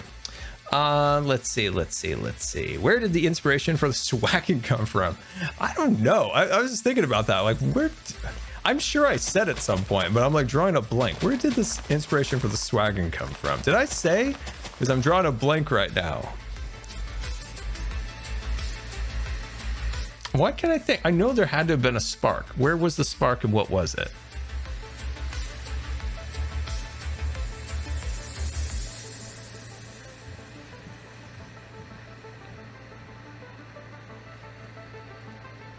Was it Mortal Engines? I know I saw a trailer for that. Was that it? Was it the time I saw the trailer for it and I'm like, that could be cool? Was that it? I never saw the movie. I just saw the trailer and I was like, ooh, this is cool. Might have been.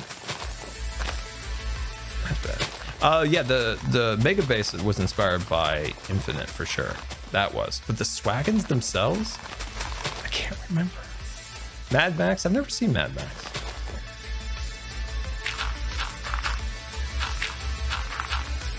Might have been Mortal Engines.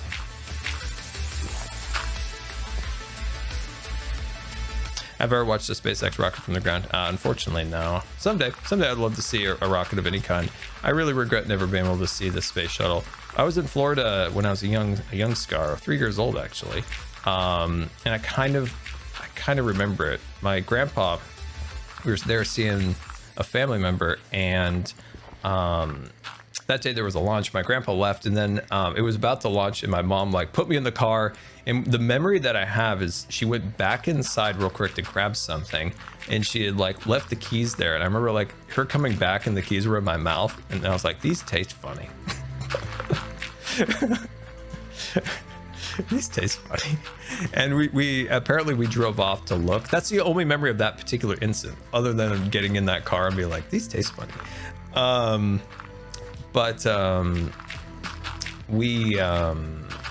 We didn't see it, unfortunately. I don't think we could see it, but my grandpa went on and saw it. But I was like, man, I really wanted to see the last shuttle launch. But at that time I was, I think I was just starting to get very, very sick again. I was losing a lot of weight, and it's just, traveling just was not an option. Especially then, I didn't have my oxygen concentrator, so flying anywhere was just non-available.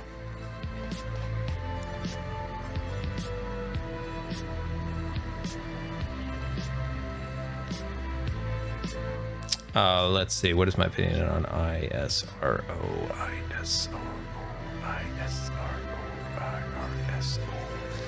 What's that? Is that, hold on, I think that's the Indian Space Agency. I will look that up. I'll look that up to be sure. Yes, the Indian Space Research Organization. No, they, you know what's great about them is they are, what I've seen them do is a lot of incredible stuff for very cheap. Like, they're like, hey, why is this so expensive? Like, we could do this for cheaper and better. They've done some cool stuff. They've kind of redeemed themselves a little bit since they destroyed that satellite, causing like 18,000 pieces of debris in orbit. But yeah, they've done some cool stuff. Just no more satellite blowing up. Let's not do that anymore. Let's not do that anymore. Let's see.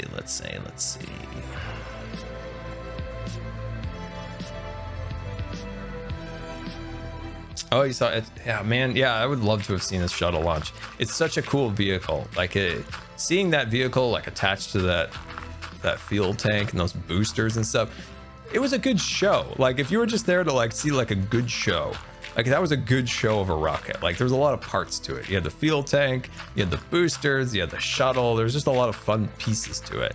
The shuttle really felt like the future, especially when I was a kid. Like, man, it's just like, this is the future. Unfortunately, the shuttle just never evolved or grew. There's so many little issues and problems with it. Even to some extent, it was over-engineered. The military at one point was like, hey, we need all this capacity. And they're like, sure, we'll overbuild the vehicle for it. And then they're like, oh, never mind, we don't need it. Never mind, we're not going to use this, to the extent that they wanted to. There was a point where they were going to actually launch shuttle launches from Vandenberg. That would have been the time when I would have been able to see some space shuttle launches if they ever would have done that to hit those polar orbits. But no, they never actually did. I think they even had a space shuttle in Vandenberg for fit tests, but there was never a launch at Vandenberg. Vandenberg is, for people who don't know, Vandenberg is, I think it's now called, it used to be called Vandenberg Air Force Station, but it's now Vandenberg Space Force Station, something like that. It's on the California coast. You can see it when you're flying down. Like, if you're flying down the west coast, you can see it and see all the pads and stuff like that. It's really cool.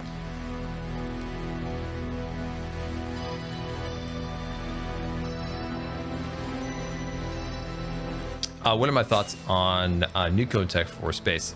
I'm very interested in this because there's a contract that was awarded to what, Blue Origin? Somebody. Woo! Whoa! Oh, children! Oh, gross! Oh, ugh. There's a contract put out for like nuclear engines on spacecraft. Very interesting. Might be one of the only ways, in some people's opinion, only ways to get to sustainably to Mars is to have an engine like that. And we'll see. I'm interested to see where it goes. We stopped doing that tech in like the 70s and 60s. And it would have been interesting to see where that tech would have gone if it would have continued to be funded and researched. Vandenberg Space Force Base. Wow, that is a real ring to it. Vandenberg Space Force Base. That sounds like a kid came up with like his space base in his backyard. You know, he's playing space and he's like, Vandenberg Space Base. It does. It sounds like it literally sounds like if I was outside playing space. So if I was out there playing space, that'd be my thing. I was like, this is a space base. What's my favorite wagon? Oh, favorite wagon. I really like the Emerald Hotel. Might be the Emerald Hotel. Might be the Emerald Hotel. I must make an elevator. No need for rockets. There's a Japanese company trying to come up with like the materials to be able to make a space elevator. Will that ever be a thing? Probably not, but it would require, I don't know, an immense amount of things that we just don't possess. maybe even defy some physics. I don't know. I don't know if we'll ever have a space elevator. Would I want to go to Mars? I would go to the moon, but I probably wouldn't go to Mars. Mars, you're kind of not coming home. You're probably not coming home. Mars is not going to be a comfortable place. Mars is going to be for the first humans to go to Mars. It is going to be an excruciating experience. There's going to probably be a lot of people who are going to die on Mars. That's not going to be a fun, pleasant time. When they first start colonizing it, like, you get sick, you're done. You were basically in like the woods in the 1700s. Like, this isn't great. But instead of woods, you'd literally be in a desert. You're in a desert in the 1700s, lost.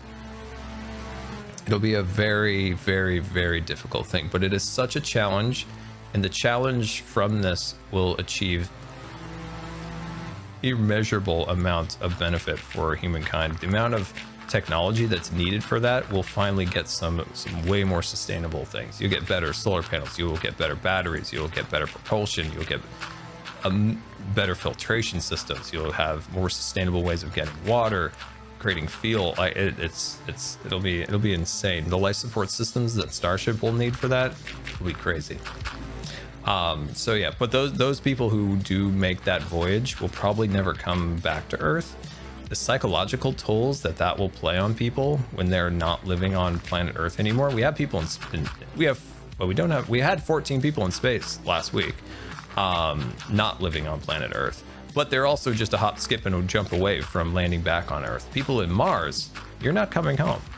You are not coming home. At least you're not coming home in a very speedy manner. It could take years, depending on where Mars is at the moment, to get back to Earth. So those people are there for good, most likely. So they're going to be some brave people. They're going to be some weird people too. Those are going to be some odd people. Some very good explorers. We haven't really had explorers in our lifetimes, and these will be explorers.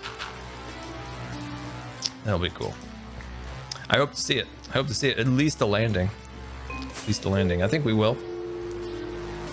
We'll at least see people on back to the moon in a few years. That'll be cool.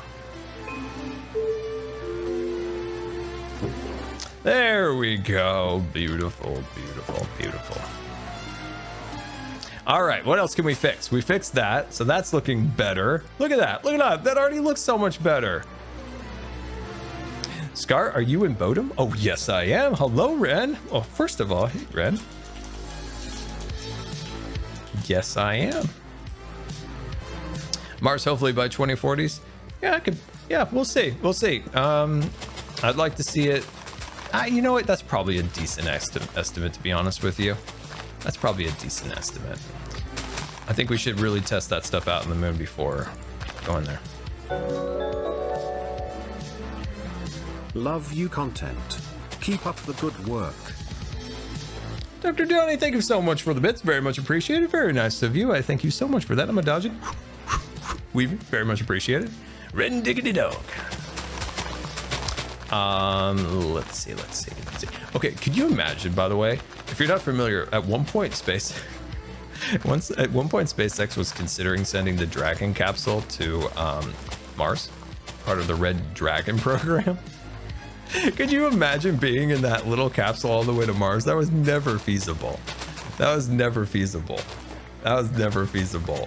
couldn't imagine being crammed in that thing. Like, Inspiration 4 mission, their toilet broke or something. Like, they had all sorts of sanitation problems. Could you imagine going like what is it? How long does it take to get to Mars? What?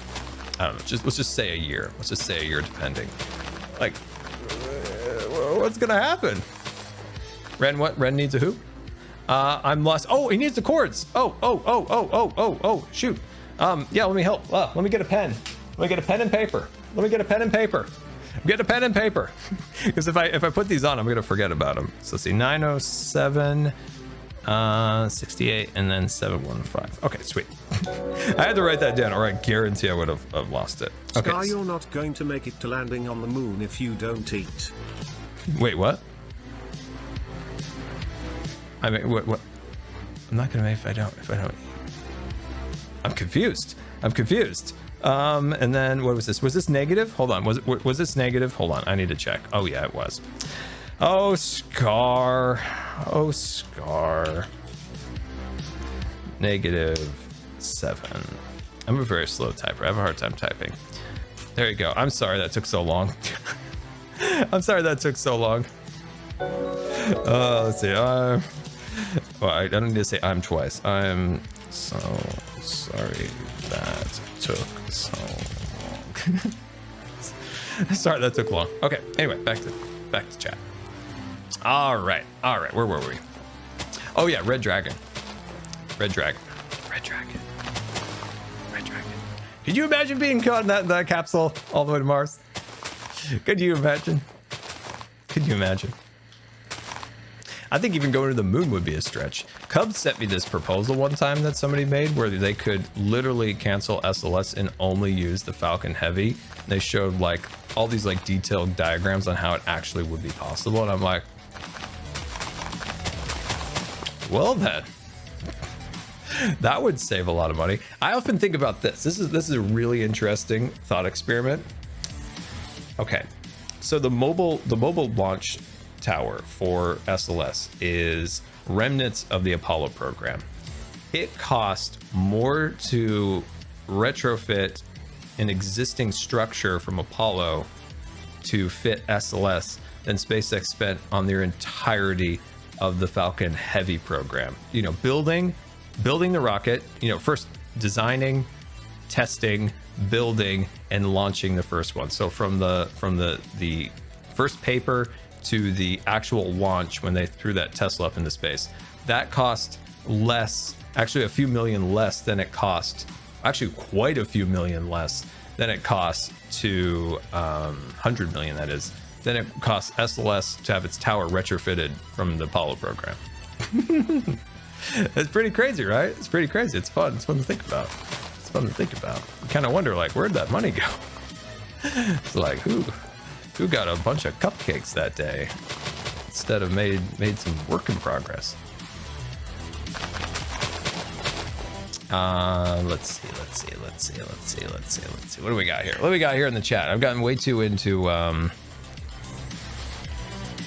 let's see. US just passed a law to make it illegal to disturb the Apollo 11 sites. That's awesome, actually. That's really good. I'm very happy to see that. I'm very happy to see that. Very happy about that. I've talked about that here too. It's like, I am worried that humans will destroy the moon a little bit. Like, I'm all for like asteroid mining. Like, ain't nobody care about no asteroids. I am worried about the moon. The moon should be like a heritage site in a way. It doesn't mean you can't go to the moon and do stuff on the moon, but like, don't destroy the moon. Don't just start mining the whole thing up and like destroying it. That would be such a bummer. That would be such a bummer.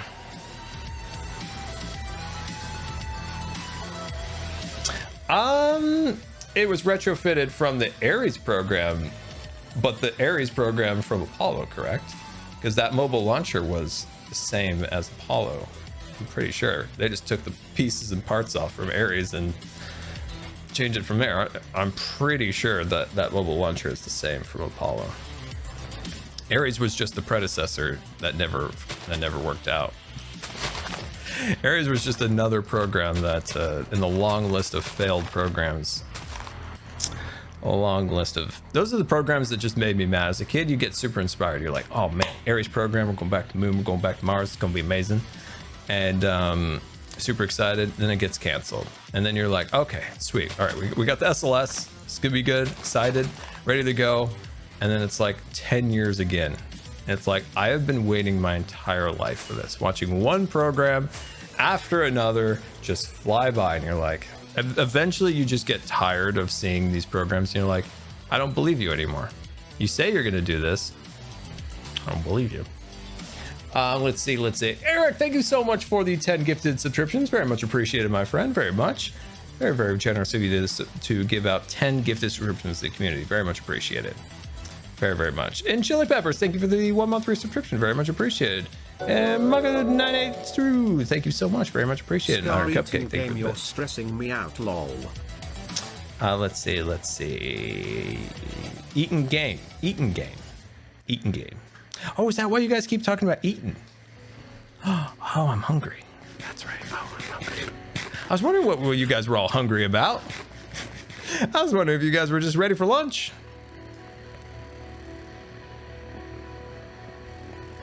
I was wondering. All right, so it was a retrofitted of the newer shuttle crawlers.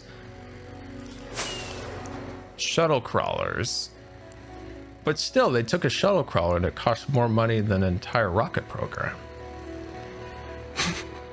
Either shuttle or Apollo, it's like, it doesn't matter in my opinion. It's like, that shouldn't have cost more than an entire rocket program. That's the frustrating aspect of it. And honestly, it's not really excusable. Like, it's like, hey man, like, why'd this cost so much? Because there's not a lot of accountability in that stuff lately, and that's what's frustrating. I have a bit more accountability in what they do with their monies. Shuttle crawlers were Apollo crawlers. That's what I thought. I wasn't gonna say anything until I do my research after the stream. Let's see, Q&A Scar, did you sign up for MCC? I will be in an MCC at some point. Yes, I will. Oh, you're gonna see me and my parkour PvP skills. You're gonna be like, what? Scar, a champion all this time and we didn't know? Well then. I've never in all my life.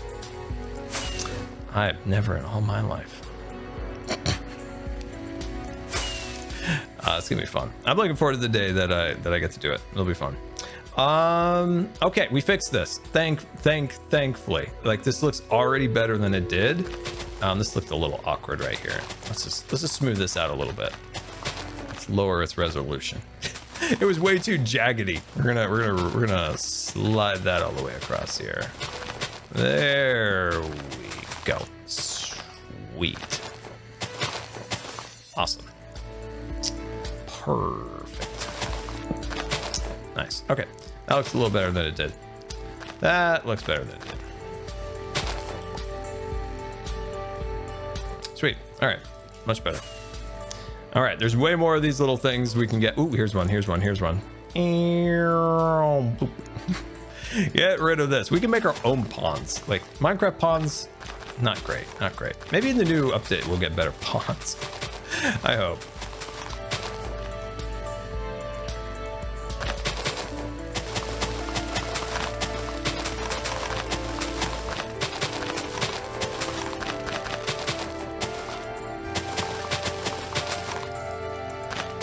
Sweet. Let's just fill it in. We can make our own ponds and our own landscaping. Sweet. Okay, good. That's another update. There we go. Oh, dude, that looks so much better than it did. Come on now. Ooh, hold on. I know this is in Mumbo's base, but he has flying saucer trees. I can't. I'm sorry, Mumbo. These have to go. Sorry. Flying saucer trees have been illegal in Minecraft for years and years and years. This is a violation of the Minecraft code of conduct. This is a violation of code of conduct, Mumbo. These flying saucers had to go.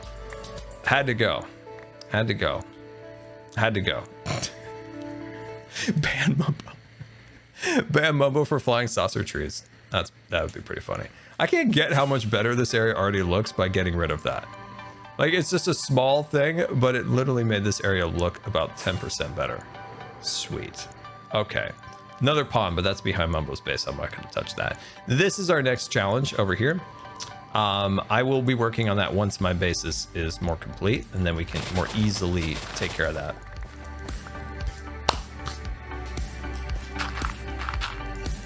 Is there spoilers? I don't know what there would be spoilers of. Did you see spoilers? I was oblivious to spoilers if you did. Leaving the UFO trees is that is very true. That is very, very true.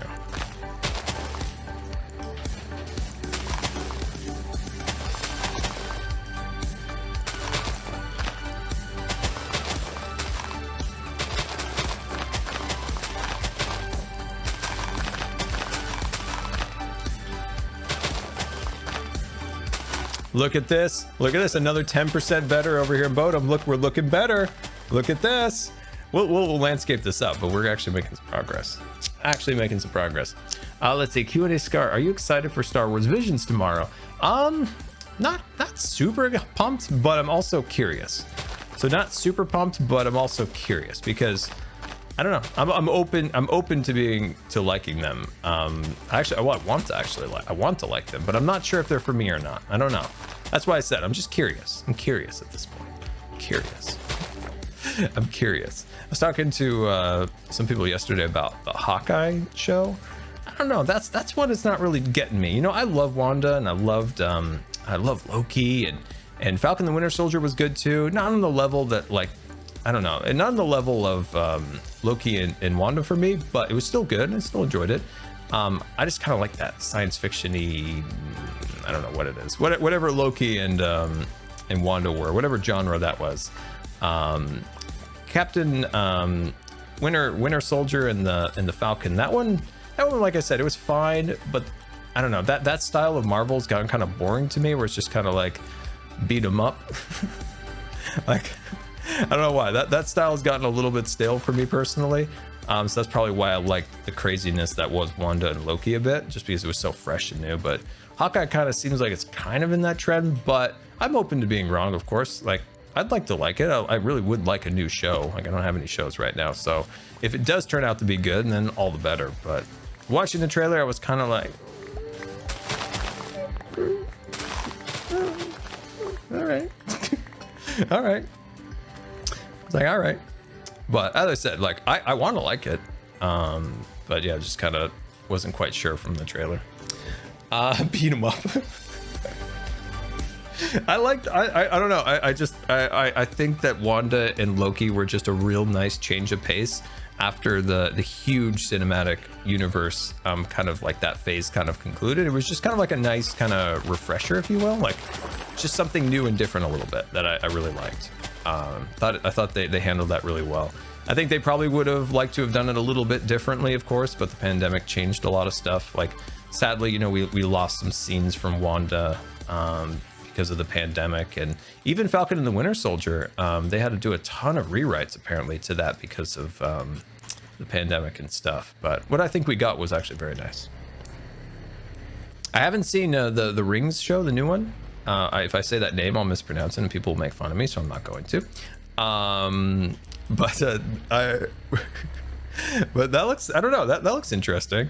Internals, I don't know. Internals hasn't done anything for me, but once again, it's probably something that once I watch it, then maybe I'll be like, oh, okay, this looks good. It's fine. No, I'm not gonna say the name, and you guys are gonna make fun of me. I'm gonna mispronounce the name, and then you guys are gonna make fun of me. I know how it works. You know what's funny too is, you know what Shang-Chi? Did I say it right? Shang-Chi and the Ten Rings? You know, it was, you know, I felt bad about them. You know, the cast and the people who made the movie, like the company itself was kind of like dogging on them a little bit, like saying like, hey, you know, this is just like a data point. You know, we're just using this kind of as an experiment. We don't have a lot of high hopes. And I was like, oh man, I hope this turns, not only do I just hope the movie does well in general, like I hope it does really well just to spite these executives. I'm like, spite. I'm like, spite. I hope this does extra well, just for spite. Just for spite. I like to do extra well for spite. Not a huge fan of those new executives, so I'm like, you know. Exactly, spite. And it does seem like it's doing well, so yay. Spite. What is on the docket? All right, so Shang-Chi internals. So we have internals, Hawkeye. I don't know what's next. I think there's a Spider-Man somewhere in there, and there's a Doctor Who, not Doctor Who. No. Is it Doctor Who? Is it Doctor Who? Wait, hold on. How could I have forgotten this? And there's a Guardians 3. Doctor Strange. There we go. That's right. How could I forget Doctor Strange? I like Doctor Strange a lot. Okay, look at that, guys. Look at that. We just fixed that. Look at that. That's 8% better than it looked before. Boom. Bodum's looking nice. Bodum's looking better, guys. Look at this. Look at this. Clean. No weird pawns. Of course, it now gives us more room to terraform and stuff like that eventually. But it just looks better. Just looks better. Just looks better. Perfect. Looking good. Oh, the Love and the Thunder. Waitiki. Oh, sweet. Yeah, I am actually looking forward to that. Anything Waitiki does is phenomenal. So I'm looking forward to seeing what he does. Also, his cameos are very, very funny. So that's good. I'm feeling good about this. Look at this. Looking better. Looking better. Very nice. Very, very, very happy with this. So with that, we have accomplished things. That's right. We did. We accomplished things. We did kill a villager, which was sad. Very sad, actually. Very sad. But we did finish the Emerald Hotel, and we cleaned up those areas that have been bothering me. They've been bothering me quite a bit. So I am glad we accomplished that. So everyone, thank you so much for coming out. Kind of an improv stream today. So hopefully you enjoyed. Thank you guys so much for all the bits, subscriptions, and brand new followers. We recently, let me rephrase that. We recently hit 300,000 followers on Twitch, which is fantastic. So if you're new around here, make sure you hit the follow button. Make sure you have notifications enabled. And I appreciate each and every one of you guys for coming out. Mods couldn't do it without you. And I appreciate you guys keeping the chat nice and clean and happy. All right. Oh, a Ren Dog is stream. Oh, we can red. Man, I am mixing up words like crazy right now. I'm like, we Ren raid. Like I couldn't say the words in the correct order. Like, very embarrassing. Okay, let's go raid Ren. I hope you guys have a wonderful rest of the day. And oh man, I really butchered that. Anyway, guys, like I said, I hope you have a wonderful rest of the day. Go say hi. Go say. Did I just say hi, say? Instead of say hi? Oh, things are going really well. All right, guys, once again, have a good rest of the day. Say hi to Red for me, and goodbye.